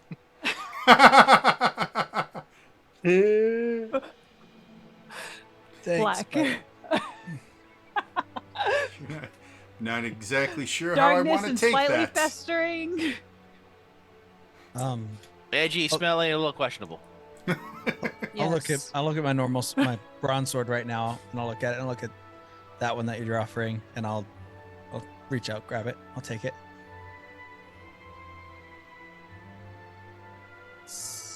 You're gonna cut someone with that and get a staph infection. Yeah, it needs a little cleaning. Is it any lighter? Is it how does it You feel? notice, like, as you kind of go around. Fun fact: the military saber that was used by like dragoons on horseback. The blade itself is actually designed to be aerodynamic, so that if you twist the blade, it actually creates a bit of momentum. And it actually, as you swing it, if you just twist the blade, it'll actually cause the blade to turn directions. And it was a really advanced weapon. It's one of the reasons why dragoons were so powerful. This kind of has the same thing, where as you swing it, the blade is so perfectly designed that it actually has a bit of aerodynamics to it. And if you twist it ever so slightly, it will change the direction of the blade much faster than you would be able to. So it's not that it's like heavier or lighter than yours. It's just so perfectly made that with a little bit of practice, you can hit angles you never would be able to with a normal blade. Perfect. It's one of my favorite things about the saber. The saber itself was a brilliant weapon, and was one of the reasons why, even with firearms and things like that, dragoons were so deadly on the battlefield, because horses move very, very fast, and with their sabers they could just take out anyone they wanted to very quickly. After swinging it around a little bit, and I'll look at Amentis. Thanks. Amentis has walked away from you. Oh, okay. If you've already left, then I'll say thanks to myself. I kind of like the idea of you going Thank you, thanks, me. and then Not to myself, but Scraps is there and just goes, rough. Amentis, can you take a look at this? There's some writing and things I have no idea what they do. And I will show Amentis the chamber with the glass sphere, and I don't know what PC load letter means. I don't understand. yeah, you can see one of them says 3.5. One box is labeled 3.5, and another one is labeled 5 1/4. And that's an old person reference. But yeah, for the most part, there's not really labels on anything. There's just a keyboard that has all the letters, and a few kind of symbols that are used for basic math. Like there's a multiplication symbol and a plus and a minus and things like that. Does it look like any of the keys are more worn out than others? Good question. Why don't you make me an insight check? Dang it. Insight.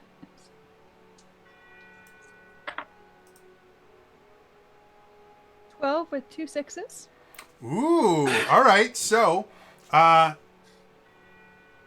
you make an opportunity. One of the opportunities that you can do is to just give yourself or fill up a clock, an extra 2 sections. Okay. And because you got a 12, you're already going to fill up 2 sections. So if you wanted to use that opportunity, that would just be an instant inventory point for everybody. Or if you want a different opportunity, the in the handout section it shows all the different suggested opportunities. Information. Let me just pop that up. Yeah. Information is. Okay. So, if you want the information, then as you kind of go over there and you are looking, you do see a few keys that are slightly... They're not more worn, because it doesn't... Like, wear just doesn't seem to exist here. But you do notice there's slightly less dust on a few of the keys that are seemingly random. And as you sit there and you kind of just are perusing and you touch one of them, you suddenly feel this kind of jolt. And Silas, as you're watching, you just see this slight bit of electricity kind of jump from her to the machine itself. And you watch as everything just kind of lights up for a second. And the screen next to you turns on for a few seconds. And there is... I have to remember what this room does. Starts the countdown. Surprisingly enough. Do, do, do. Yeah, there's an actual timer on there that is counting down, but turns off before it can get anywhere near 0. Oh, yeah. Self-destruct sequence activated. Oh no. How thick is that glass sphere? So we will add Guess the sphere. How fast can we run? 2 to the clock. Important questions.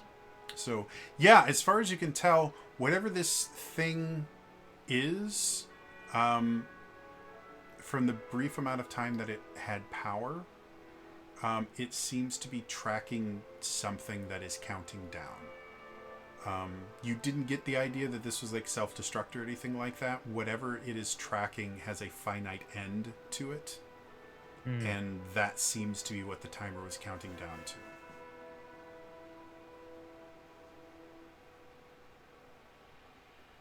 Interesting. Wonder if it's like,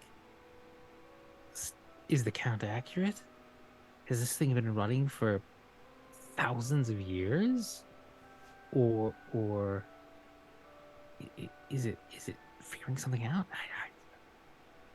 It's amazing. But I have no idea what it's doing. Can Aventus try to do it again? Sure, as you try and do it again, it doesn't happen a second time, unfortunately. Whatever it was, whatever gives you the ability to kind of function, whatever power source powers you, seems to have somehow inadvertently interacted with this thing, but for the life of you, you can't figure out how to replicate it. Okay. I will just have Scrappy come over. Mm-hmm. And I'll really give him some vigorous scritches, Mm-hmm. and then have him touch his paw to the keyboard.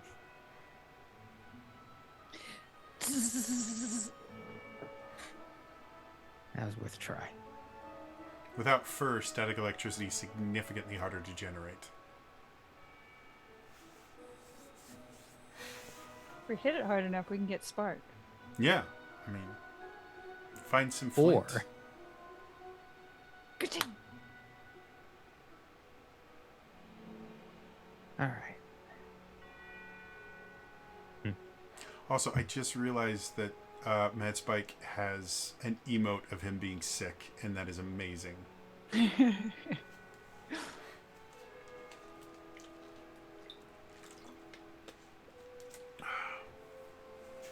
So, what would you guys like to do? Well, I'm out of ideas for here. That's We- swinging the sword around. I'm gonna make sure that other door is closed. Yeah. Once you close it, this smell, you're not certain how long it's going to take for the smell to completely go away, but the worst of it, once you close the door, kind of fades.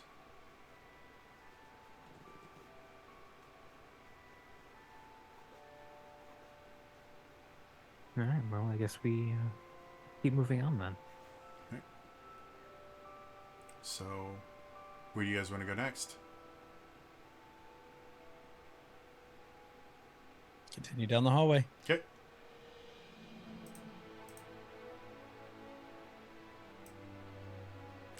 When you get to the top, you see a very large room. There are rows upon rows of strange-looking devices that go from floor to ceiling. They have various kind of buttons on them, and there's little kind of lights all over them. And unlike everything else, a few of them, the lights are just barely glowing. We're in a data center, guys. And then at the Oh, top, yeah. you can see a bunch of kind of grates with what looks like fans or propellers in them.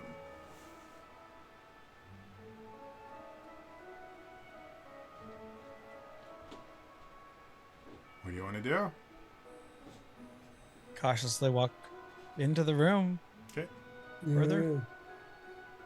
And the room itself is relatively nondescript. Again, other than these machines, whatever they are, there's nothing else in here. But I everything. Would I have seen anything like this? No, this is alien would be the best term for it. Like you've never seen anything even remotely like this before. But there are some things that look kind of familiar. Like there are switches on a few of them and buttons on a few of them. Nothing in here is labeled with anything. Typical.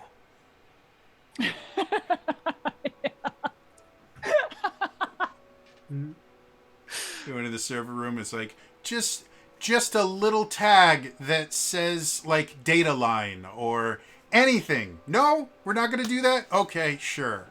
Because someone lost a label maker again. Is there like one cord different from all of the others with a tag on it that says "Do not remove"? Will take down data center. There's a light switch that's taped down. Yeah. Murata's gonna walk up to one of the like lightly blinking lights. Mm-hmm. And kind of just tap on it, see if it. The light Just itself does anything. is just kind of a part of the machine, but you do see Sure. just underneath it there is a button that is clear. It's obviously not labeled. I'm probably gonna want to push it. But I don't yet. I definitely don't. But It's not red, so I It's mean not a- that means something. It doesn't have to Yeah. Amintus, is there any? Do you see anything about this? Do you see any? Is there any wording anywhere? There's a button. Does this look like a good button or a bad button? That's what I want to know.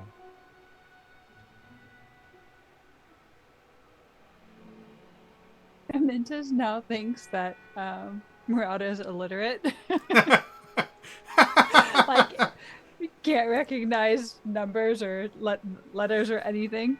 Just starting to form this idea in your head. I'll teach you to read. We're gonna sit down together next sleep. Next rest. This is A. It sounds like ah or ah, like in cat. Oh no, That's we're the learning A another sound. language that's actually phonetic.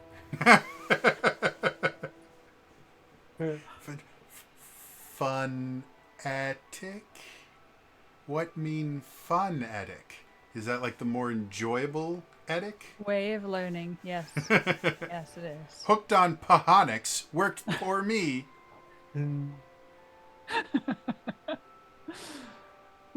See, so many kids, like, they will never know the joy of watching, like, a 30-second long ad that ended with a group of kids going, Hooked on Phonics worked for me! Order now. But yeah, Amentis, as you kind of look around, this seems as alien to you as it does to everyone else. This is... You have no memory of any objects or anything like this?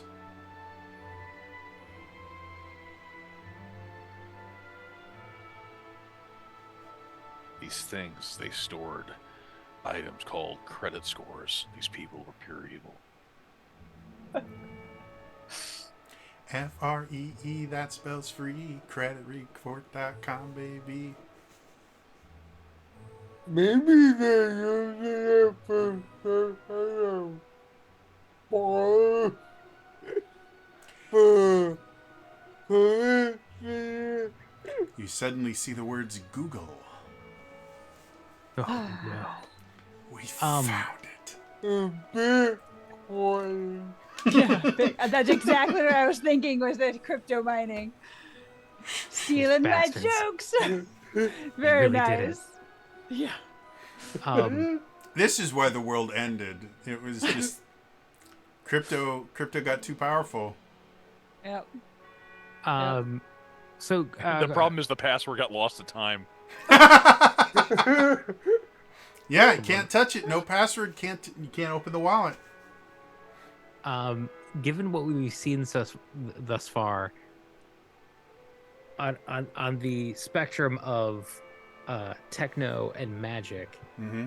everything we've seen here has been technology based. Yes. Okay. You have seen very little here that you would, like, you wouldn't even consider this magitech. This is tech. Right. Very advanced, but Watching Abentis just stare at me, I'm gonna press the button. Okay.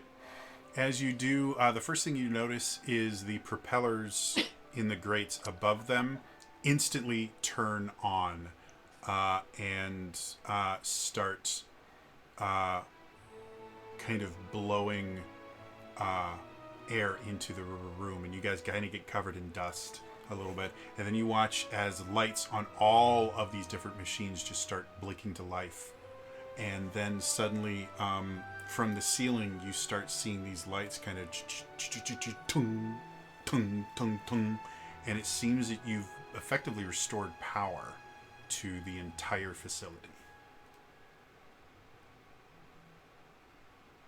what did you do that?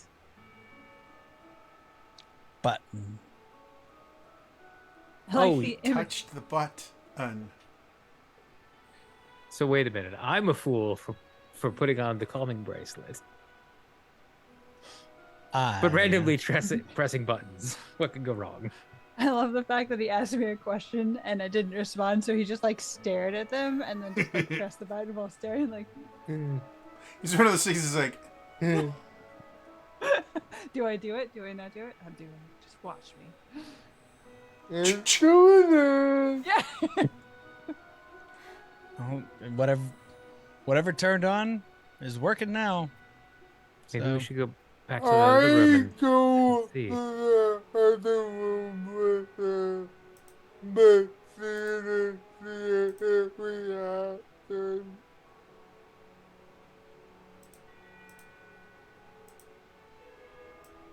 back towards the orb room. Yes, the orb room. You guys Yeah. can see the Fabula Ultima sign. Computer's on. Again, the screen itself has a countdown. However, since none of you understand enough of the numbers to be able to tell, you have no idea how far the countdown is. If you get a Mintus to help, the countdown seems to be obviously a timer, and it seems that whatever it is counting down will end within by the end of the day. Some of the numbers that you're looking at don't quite line up the way that you think they should, as far as the numbers. Like, it's kind of like watching a clock go 10, 9, 8, 4, 5, 7, 2. But for the most part, it's going down. So you can't get something more specific than within 8 to 12 hours, whatever this thing is counting down is going to count down. And you would also notice that the numbers that were on the screen when you saw it briefly were not the same numbers when you came in. So you would theorize that it had continued counting while the thing, or whatever it's measuring, continued happening. Right.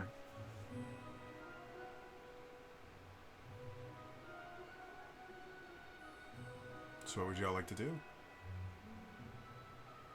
And it seems like the countdown is at a steady cadence. As far as you can tell, yeah, it looks relatively steady. This It doesn't isn't seem like to a be Windows speeding up progress bar. Yeah, it's not like 38, 38, 38, 79! Okay. 5 minutes, 3 minutes, 7 12 days. days. Yeah. That's All not right, even so- possible. So so it's probably actually just counting down and maybe not necessarily extrapolating, or whatever it's extrapolating is very steady. You guys have found the room temperature room. Makes sense. Like that time I found perfect level. All right. Well, now it appears we are on the clock. We need to find more clues and figure out what this thing is counting down to.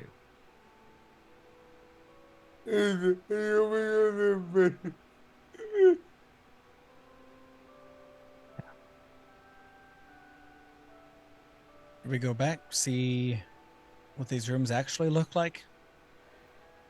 Yeah. Now that Yeah. the lights appear to be on. Yeah. Again, not a whole lot has just changed in Sure. too many of them, but they're now adequately lit. And the interesting thing, when you close your eyes, the light doesn't penetrate your eyelids in here. So that's Still normal light, yeah. not Waking Land's light. Mm-hmm. Somehow this place is shielded from that. Yeah. We're not at the, given my locate, we're not near the epicenter, the center of the Waking Lands. No, you're. This isn't an eye of the storm. No, you're in the north. Okay, yeah. It's got to be some kind of shielding. Or anti-light field technology.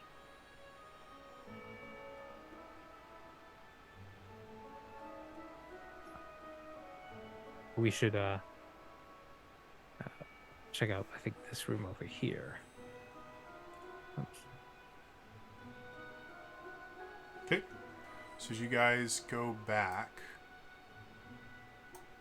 you go into that room. This room, still messy, but it has shelves that I couldn't find in my map maker program. And there are papers here, but if you have a Mentis, look them over. These are effectively blank forms. So they have some writing on them and like blanks to fill things in. And your best guess, they're kind of like personnel files where they're obviously meant to list that, but they have sections where they have physical characteristics that you have to mark down, which generally wouldn't be on a personnel form, and then like they're kind of halfway between personnel forms and medical records.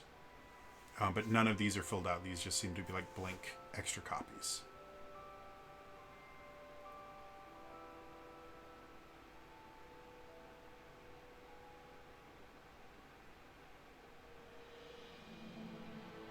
Anything you guys want to do?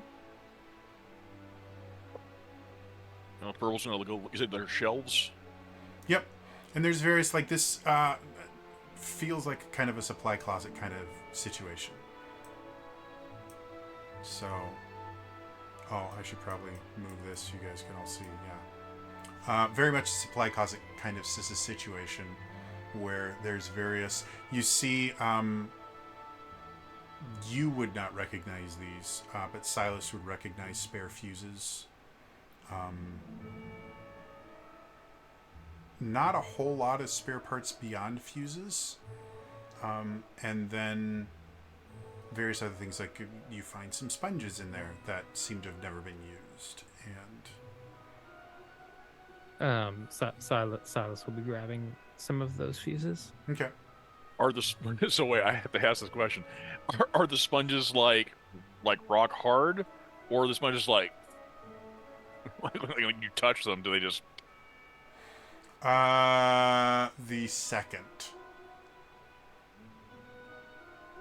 Oh wait, no, that's a form of decomposition. No, they're just very dusty. Hmm.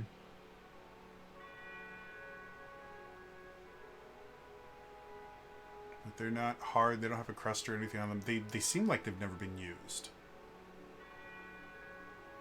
Which normally sponges, especially if you're using real sponges or natural sponge, would eventually decay. But for whatever reason, these haven't.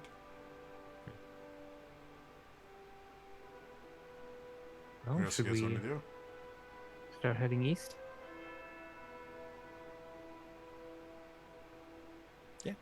Yeah. So go ahead and move your token to wherever you guys want to go.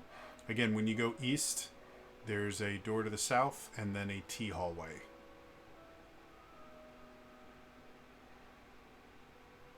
Who do you guys want to explore first? Amantis at this point is just going to follow along to be a translator, so. Okay. She is your walking dictionary. Walk in, check this first door. Okay. As you look it over, you can see in there's a bunch of mats with kind of small pillows and kind of very thin blankets. This would not be a remarkably comfortable place to rest by any stretch of the imagination. Like you're basically looking at like bamboo mats and burlap almost, with the quality of, compared to everything else in here, the quality in here is remarkably low. Silas will just be like, I spent 4 inventory points so we could sleep 10 feet west. Oh well.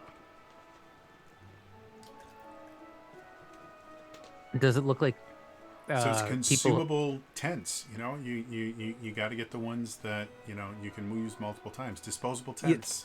You know, the Vala brand tents are really great. They're very comfortable. They're very luxurious, but they have a tendency to burst into flames in the morning. It's a real problem. Do these beds look like they've been slept in? Well, you can buy them in bulk. Yeah. They do show they haven't been made, let's put it that way. So obviously someone has slept in them sometime. and the last time they were used, they were not made or anything like that. But again, they all have that fine layer of dust. Okay. So the last time somebody used this was probably still a very long time ago. Burbal's going to do the thing, the only thing he could infer. He's going to go to each one of these bedrolls, and he's going to lift up the pillows. Okay. Because in his mind, if these people had anything that they wanted to hold on to that meant anything to them, they would keep it under their pillow. Absolutely. Why don't you go ahead and give me an insight dexterity roll. Mix things up.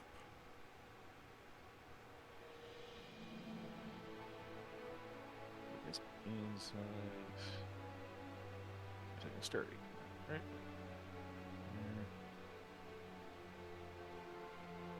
13. 13. Yeah, looking through it, first of all, you finish two sections of the clock, so everyone can regain another inventory point. Looking through, you're actually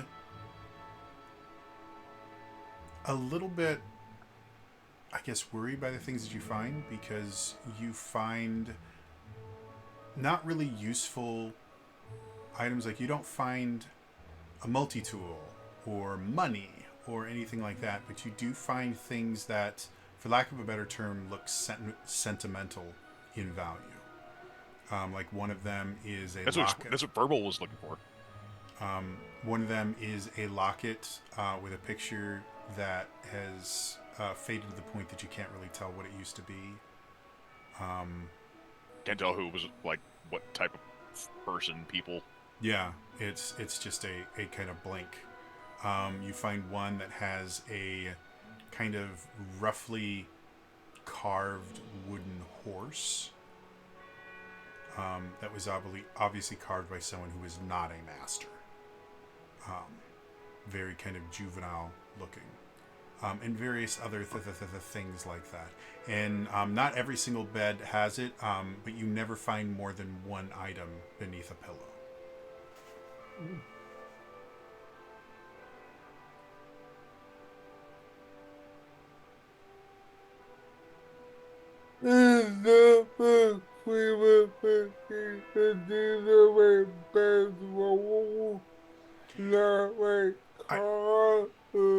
I wouldn't even go as far as to call it a bedroll. It's kind of a straw mat with a burlap blanket on it. Like, they're directly on the floor. Like, there's nothing on top. And there's the mats themselves look more useful as ways to identify where the bed starts and ends than they are for any sort of comfort. Guys, I think we were wrong. I don't think this isn't a Google headquarters. This is a video game development studio. We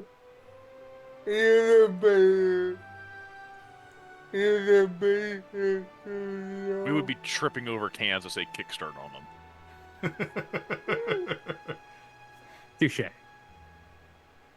You suddenly see on the wall everywhere is depictions of a snowstorm. No. We need to run now while we can. No, we need to burn this place down. No, get out. If we set up enough of those tents.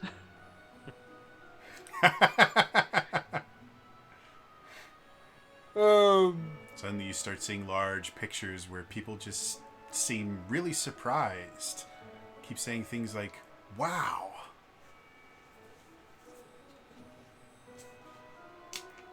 I was proud of that one. number of maps Mm-hmm. does it correspond to the number of stools in the meeting room? There are significantly less mats than there are stools. And the stools themselves, a single stool has more padding than all of the pillows in this room. Again, the pillows, are seem much more useful at kind of declaring where you should put your head than any sort of support function. So it's Black Company. That's what I'm hearing.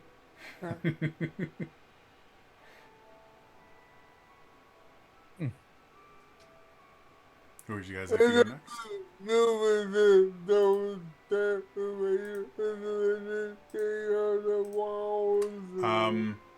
No. The room itself is incredibly plain. No. So yeah, there's literally nothing on any of the walls, nor is there any kind of indication that anything has ever been on any of the walls. The locket, is the locket metal or is it some type of strange material? Brass.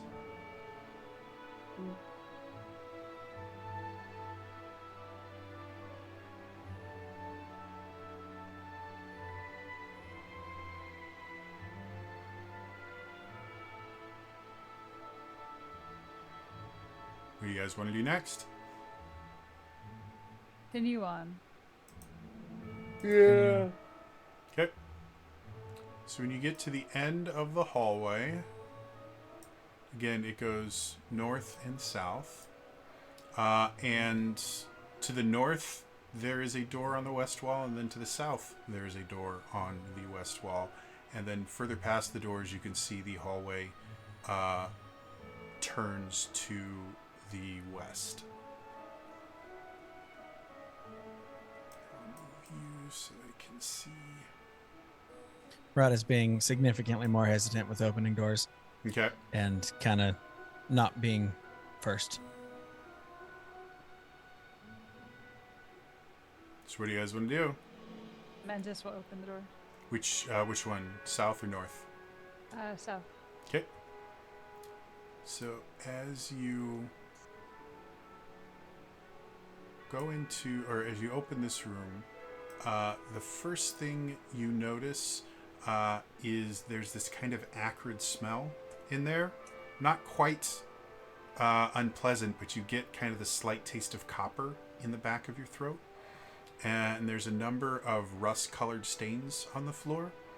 And then at the very bottom, you can see a bunch of grates. And at the top of the room is the wall to the north is just a giant mirror.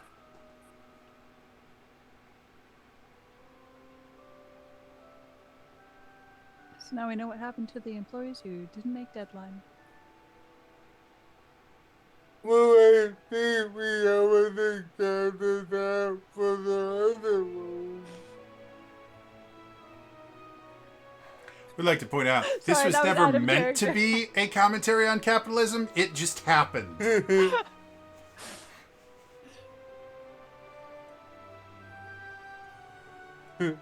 So there's nothing else really about this room Other except than for the grates in various mirror rust-colored stains and the fact that, again, there's just the whole floor has a very slight slope towards the south, to where the grains are.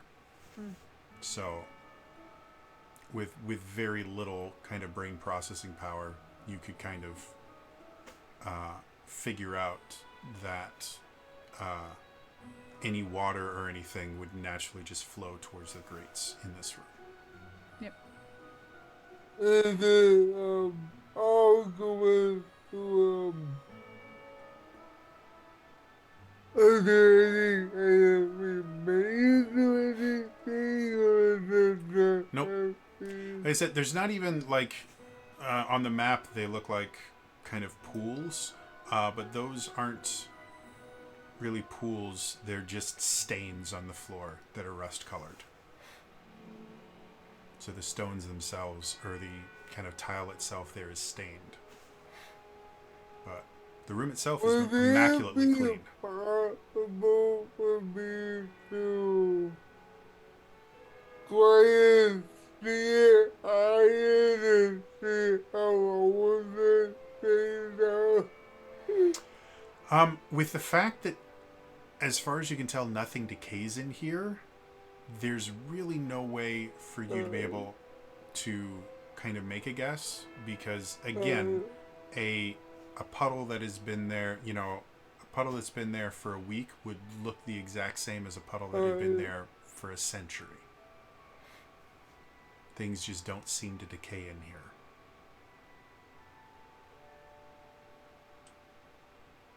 Can Mentis go up to one of the rust stains and see if it's actually rust? Sure.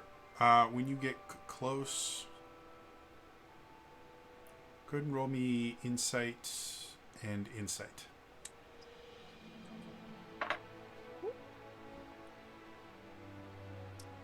Six. 6. It's a stain, as far as you can tell. Okay. You've had limited interactions with things that can cause stains, so this might be, you know, Kool-Aid that they spilled, maybe some preserves that somebody dropped. You're not sure. Yeah. This is the nastiest smelling ketchup and preserves. Would I be able to, Since you've had significantly more experience with stuff like this, you recognize bloodstains when you see them. yeah, No, normally I would have said that for a Mentis, but a Mentis just doesn't kill people very often. So That we're aware of. yeah, as far as your memory is concerned, you haven't been doing too many bloodbaths. That we're aware of. These people really like sriracha. yeah. Apparently changed the formula for it recently. Yep. Mm. Do you, we can talk about why later. So, what do you guys want to do? Again, this room. Again, the room itself is kind of similar to the one with all the cots in it. It seems purposefully bare. And did you say what it was? What was? Oh, the thing at the top. That's it's a full length mirror. So the entire wall is just one giant mirror. Murata will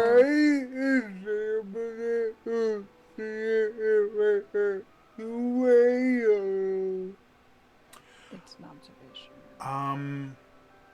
They're test subjects. I'm gonna say two-way mirrors require, like creating two-way mirrors require technology that's a little bit well, I guess not for you guys. No. So yeah, go ahead and make a insight check. I guess that would make sense, or insight dexterity. So I have to say, yeah, you could do the finger test. Yeah, I was gonna say. Yeah. I was gonna say Fergal could do that, but he wouldn't know what it means. Yeah. If it wasn't for the fact that Akira comes from the super secretive society, I would say they might actually have two-way glass. I wanted a weapon. That's good enough for me. So yeah, when you get there, you kind of put your finger to it, and your finger doesn't touch. And you know that's indicative of a... I've never been able to remember if it's a two-way mirror or a one-way mirror, but one side's a mirror and the other side is not. Fun fact: I happen to know that a laser pointer goes through those two-way mirrors.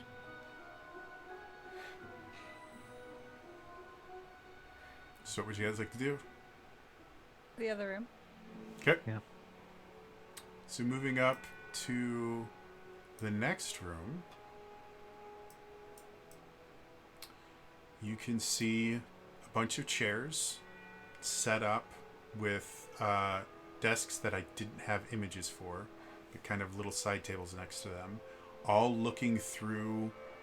On this side is just a clear glass panel, and being able to see everything going on in there. You can also see like anatomy charts on the wall. There's a fully labeled skeleton in one of the corners.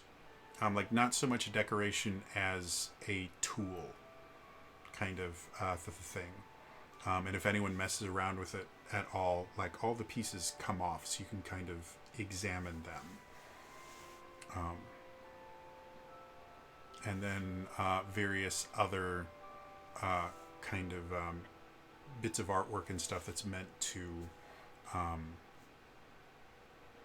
help with diagnosis, I guess would be the best term. Like this looks like kind of very similar. It's all human anatomy. Humanoid. As I say, the skeleton doesn't look weird. Yeah, they look close enough to humans that you would have a hard time telling them apart. But the word human is never used anywhere in it. They have their own kind of word for what they are. Maybe this is how they determined the threat level. Is how much damage something could cause. Yeah. Or take. Or this, they were building, or they were creating something to combat it.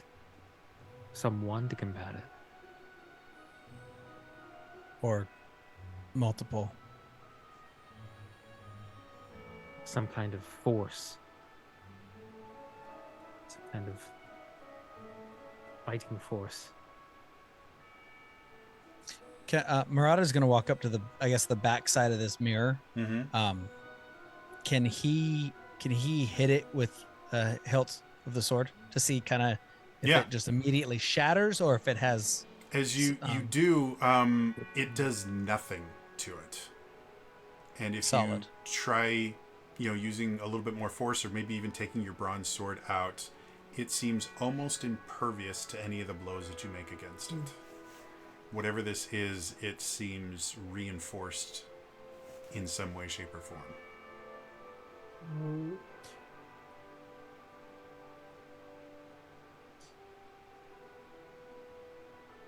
From this side, would we be able to see how thick this is? Probably no more than a few inches. Well, they were safe behind here from whatever it was. Yeah. Can I use numbers right there and out to see what they were trying to do and what they were diagnosing? As far as you can tell, they look like effectively, I'm going to use the wrong word here or mispronounce it, but atomical, there we go.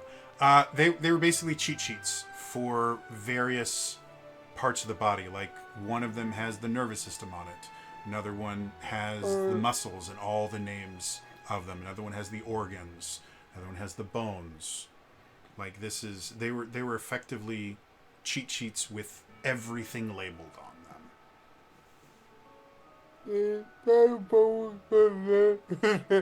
You even see one that's just to the brain and has the various lobes kind of labeled on it. Well,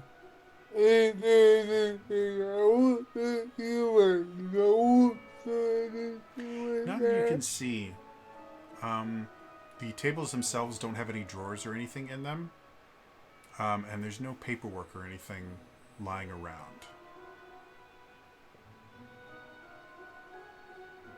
well, let's continue on. Yeah. Okay. Going north. As you go north, you can see the hallway turns and then goes, and you can see another door that leads to the north. And do you guys want to go in there? Yeah.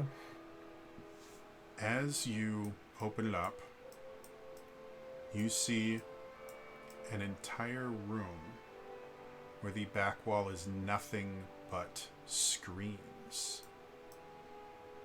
With a giant banner that says Fabula Ultima. Yes. The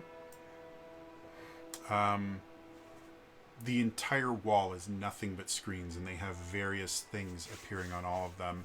and you can see in front of them are just various control panels for so many different things.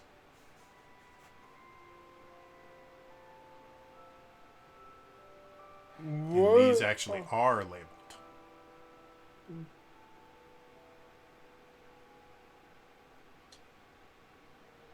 said we could see what was on the screens. Yeah. Yeah. There Does anything look familiar?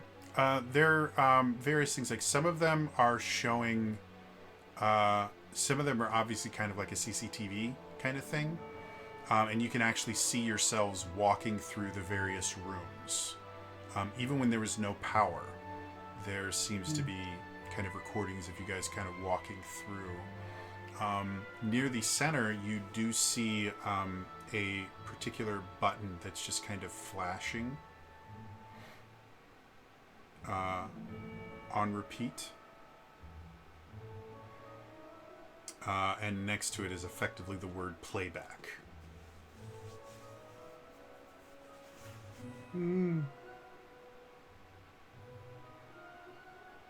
we see a screen that has that glass orb in it? The glass. Yes. No, there is a screen that seems to be attuned to that room specifically. Do our ever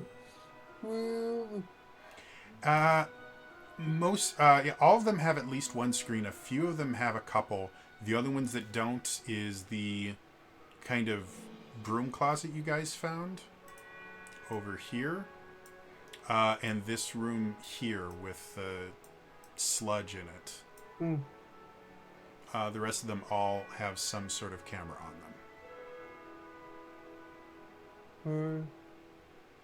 Not looking at one in particular, Fabula does notice like there's way more screens and there camera views than there are rooms. Does anything stick out when he just like?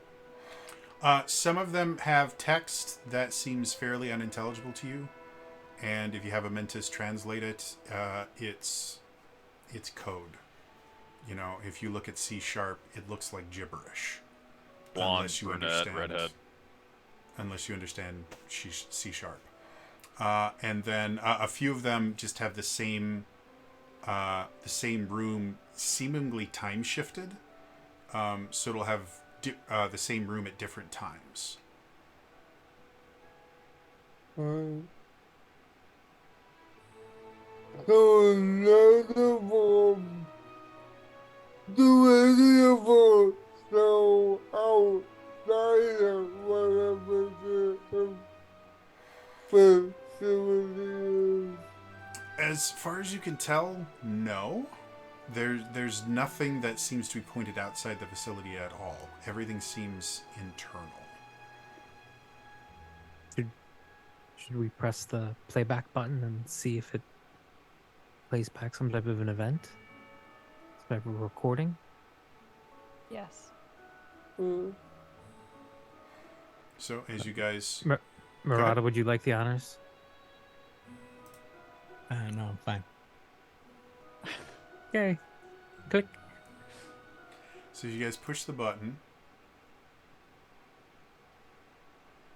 I have to find the right thing. There we go. Them pouring water on the hilt of the handle or the sword, trying to clean it more. As you guys push the button, all the screens go dark. And suddenly they're all working in tandem. You see a figure clad in this kind of dark blue armor with a long flowing indigo cape, no helmet, and he seems to be having a discussion with another figure. This one is wearing much more kind of formal looking clothes, something that you would see perhaps in the Earth Crystal Nation among the aristocracy. Very kind of fine clothing. The armored figure presses some buttons on there, and the screen that you guys can see in there, the screen within a screen, turns to a map of the Waking Lands, an incredibly accurate map of the Waking Lands with a bunch of things kind of marked, basically 8 different points in various places around the Waking Lands marked, one of which is the place, Silas, you were when you saw the flame. And as he goes, he turns and goes, well, seems that this is almost complete. The barriers are just about gone.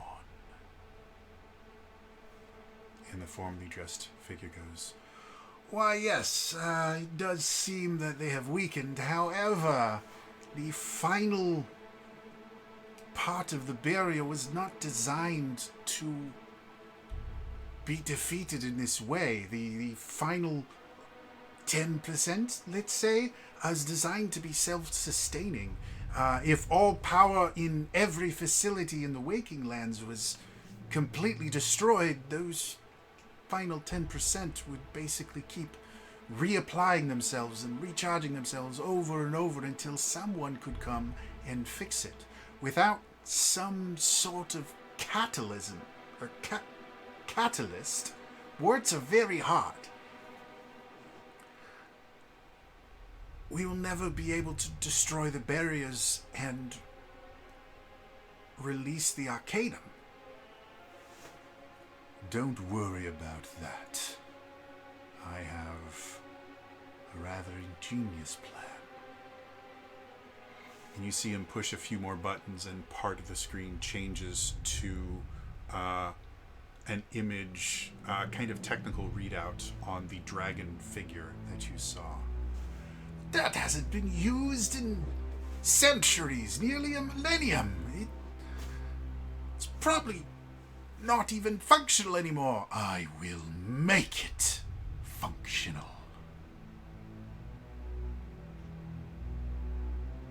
We just need something to wake it up. Yes, that's the other problem. See, the power source for this facility, it functions well enough to power this facility, but we need something. The barriers themselves are attuned to the Arcanum. If we are to do something that is going to be able to damage them, we need an Arcanum-aligned power source. It's really the only thing, and with all but one of the Arcanum locked here, and the few lesser Arcanum in various places around the world, I don't see how we're going to do that. I mean, Enkidu turned us down.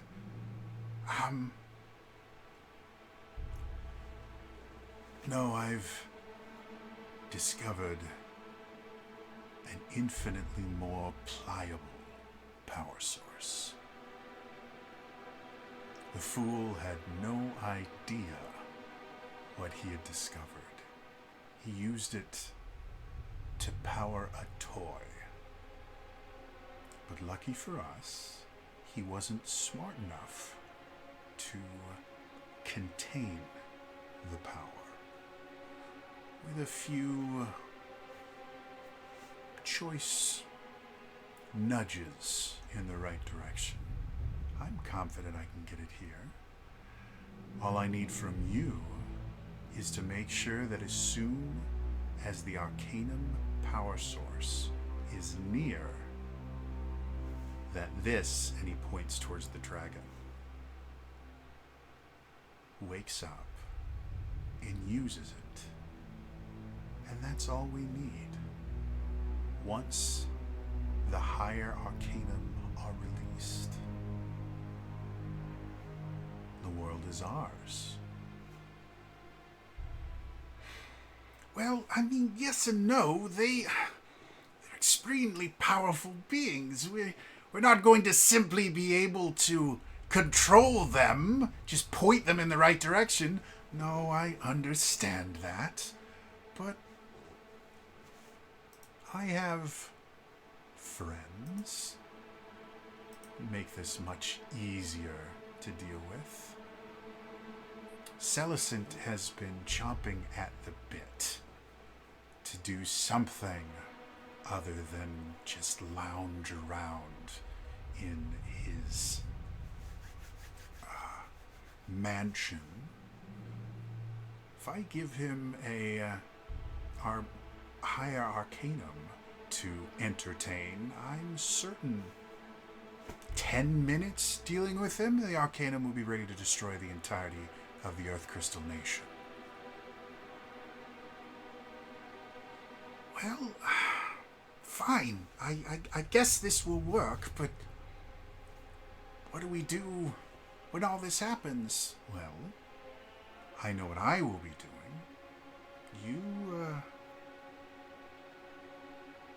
I strongly recommend you find somewhere safe. Preferably away from any major cities.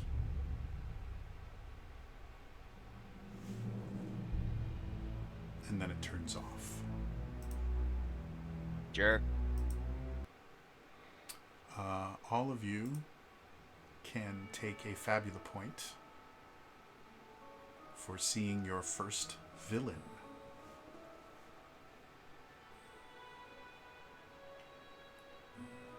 Jeez.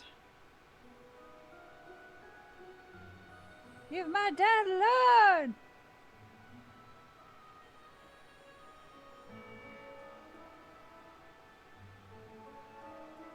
Murata's visibly angry right now. Silas, you don't recognize the formal wear. You do recognize the armor, though. It is Fire Crystal Nation ancient armor. But they were speaking. We understood everything they were saying. Absolutely, they were speaking the common tongue. And Fabula, you would probably recognize the formal wear. The formal wear is kind of what's in vogue right now in the amongst the aristocracy, specifically of Twilight, in the Earth Crystal Nation. Tito, do you recognize those men?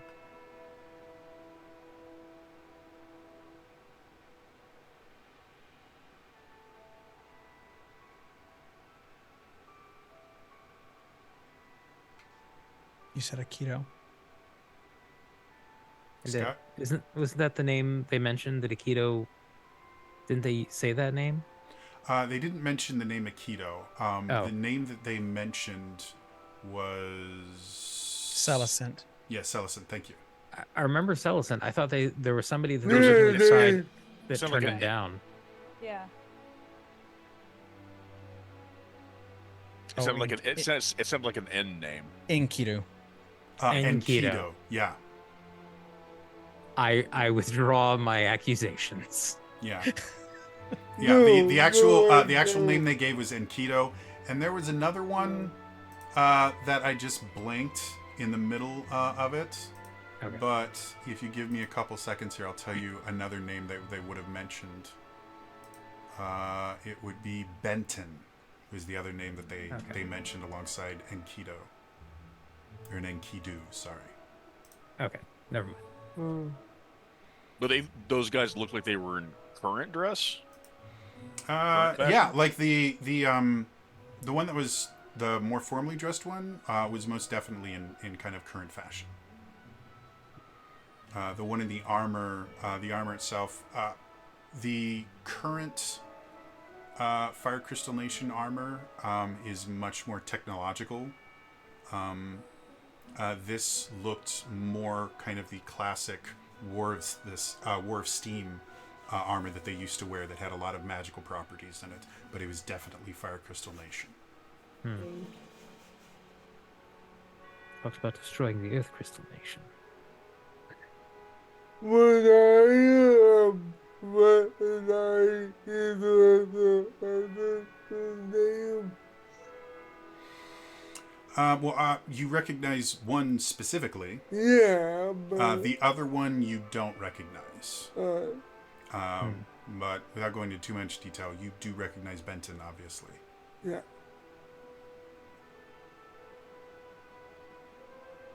And Or actually, because of no, you actually wouldn't. You would recognize the name Enkidu, because that was when you were given your mission. There was a specific feature of the person that you were tracking that was important to you, if you remember from it, and Enkidu was the name of that connection. I don't want to be too blatant about it. I can. Yeah. But do you get what I'm saying? Yeah. Okay, cool.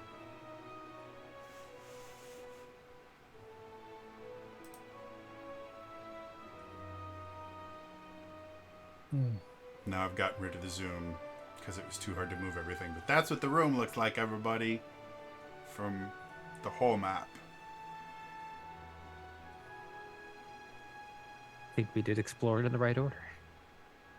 You could have gone either way. If you'd gone to this room without power, it would have been pointless. Right.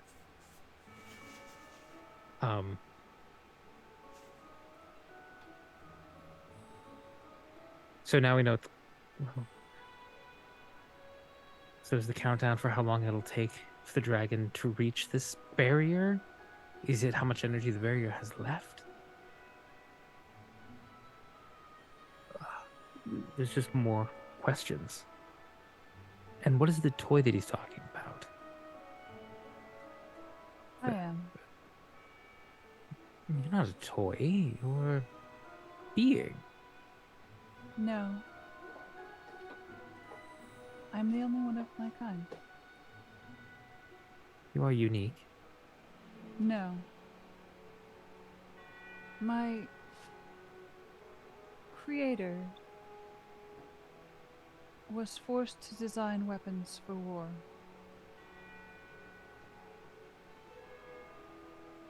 I was his personal redemption to society.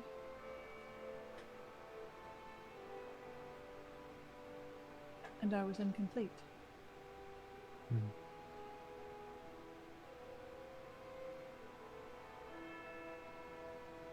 Does anybody know who that was in the armor? I've never met them. Iron Nation jerk.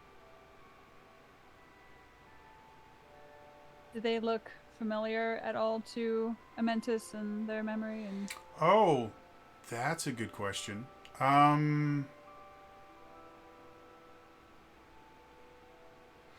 When they ask, does anyone recognize that person? You instantly have a flashback.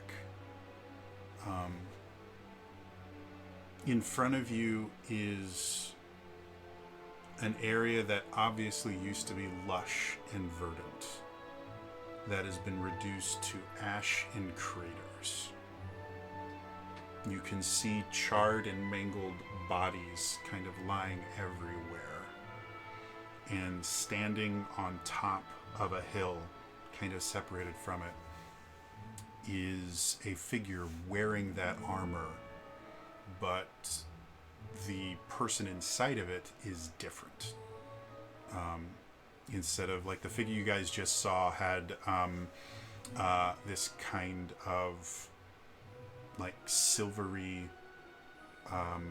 blue hair that would go down to like mid back. The person from your memories had this jet black hair that was cut very short, but it's the identical armor.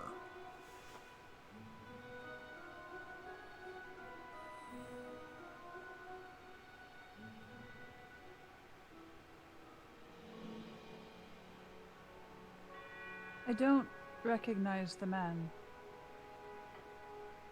but I do have a memory of someone in that armor.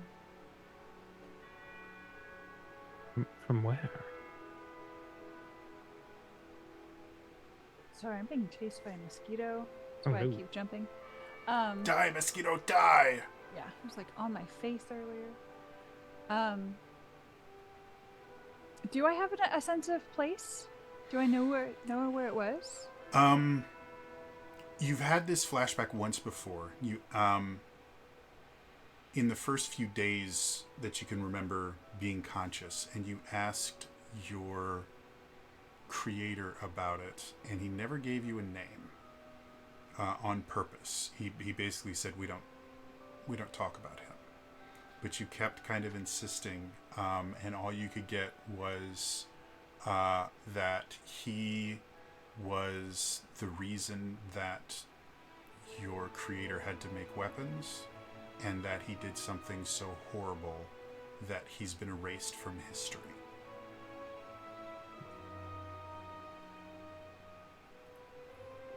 And by erased, I mean like written out of books, not like taken out of time. Yeah. He has been forcefully forgotten.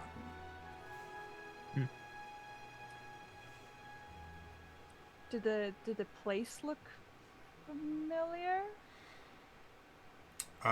It was a battlefield near the capital of Imperius, the Fire Crystal Nation.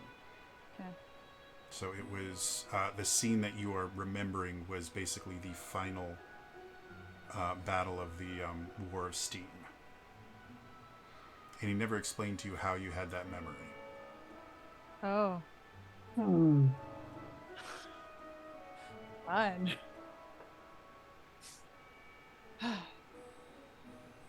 The man in that armor is working with Celicent.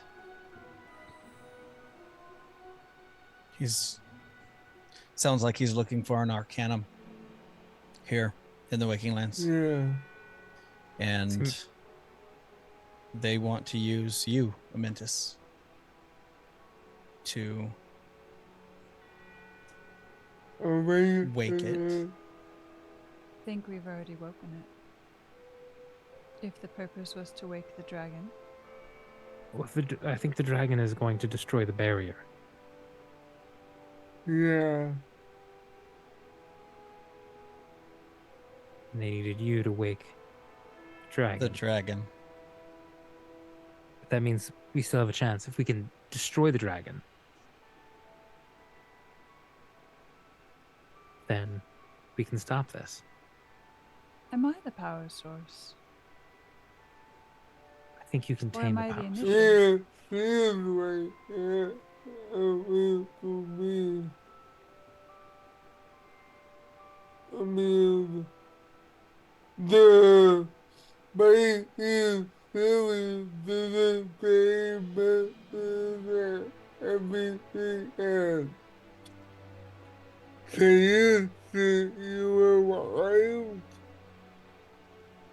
And I realize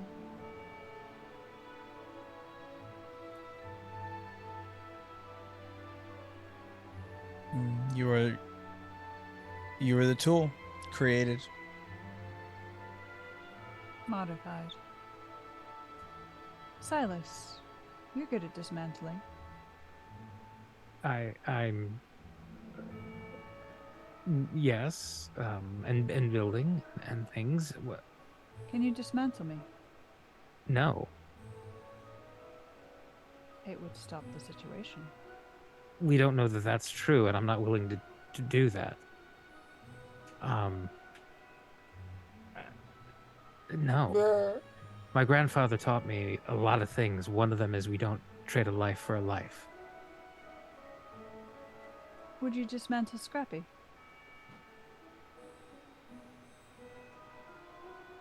No, Would you modify Scrappy? I would modify, but I'm. I think you kickstarted. I think your being here kickstarted this. I don't think unplugging you will stop it. So I am the ignition. I think you were the spark. but I don't think the dragon is continuing to run on you. Otherwise, we could just get you far away from here, and it would turn off. But I will flash back. Probably. Not if we destroy these machines. These machines must have brought you here. We did not flash to the machines. We flashed outside. To the dragon. Right. Yeah. Didn't they also say there were other facilities? Yes, and one of them was the one I was at. Well, there's no map anymore. Did I see what buttons he pressed to pull up Yeah. the map? So if you kind of copy from what you saw, you guys see this big map show up on some of the screens. And yeah, in the Waking Lands, there's a grand total of 8 different places, and each one is marked with a different elemental symbol. So one is dark, one is light, one is ice, one is bolt, one is air. And as far as you can tell, the dragon currently is... because you guys saw, before you came in, you saw the dragon start digging for something. And it seems that if you look at the map and where the dragon was, it seems to be right over the point labeled with dark. Hmm.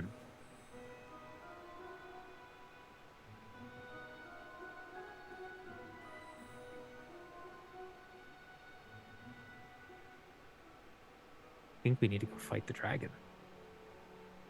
Yeah.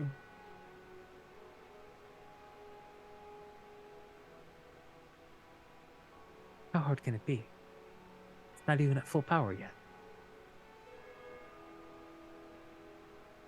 All right. I'm just saying, we have options. We have time. We can explore these before we start dismantling. Besides, you contain... From what they said that there was this power, and the fool put it in his toy. Amentus raises their hand and puts it back on. I mean, he could have been talking about Scrappy. But more importantly, it just means you contain the thing. It's not you. If I Precisely. tear If it is you, removed, it can be modified and examined. maybe. But I don't know enough about your construction to be able to even understand any of this. It is a possibility. It's a possibility. We should keep on the table. It's a last resort. Until I could figure out what it is he's talking about. But you are just so beyond anything I've built. I have put band-aids on myself when I've cut myself. That doesn't mean I can do heart surgery.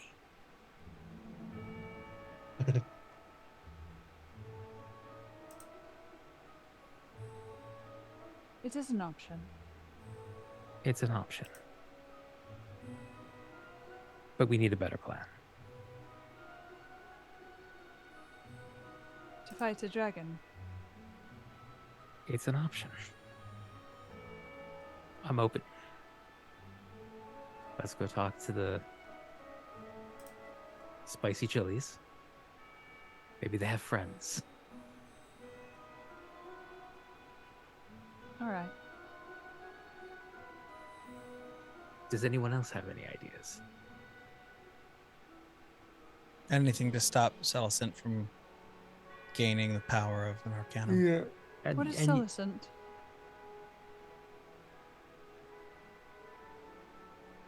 He is part of the aristocracy that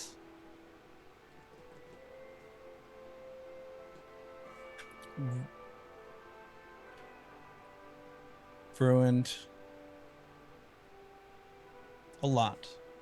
Ruined the livelihood of my family, friends, everything I grew up with. And if this is going to stop him, this is going to let me get closer to him to remove him from the picture, then I will do this. Which aristocracy? The aristocracy of the Earth Crystal Nation. They're from the city of Twilight. At least that's where he is.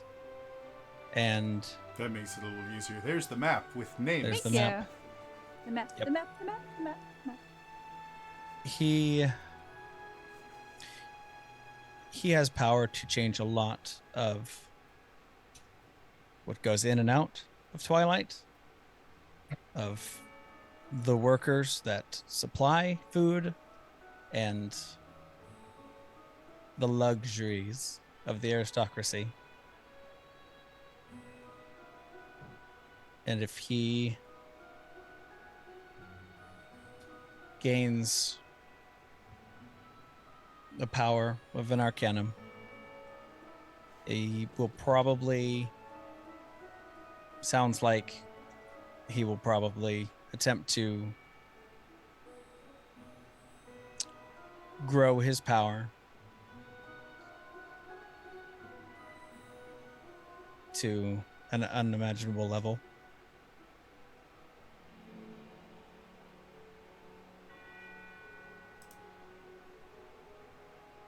And he needs to be stopped.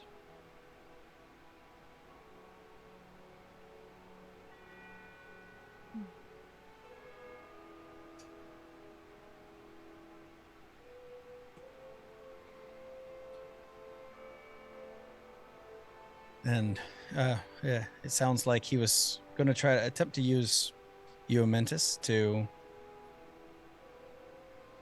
complete a plan, whatever his plan was on these screens.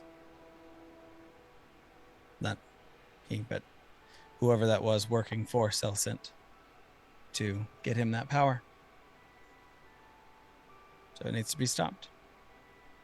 So I'm all for destroying that dragon thing out there.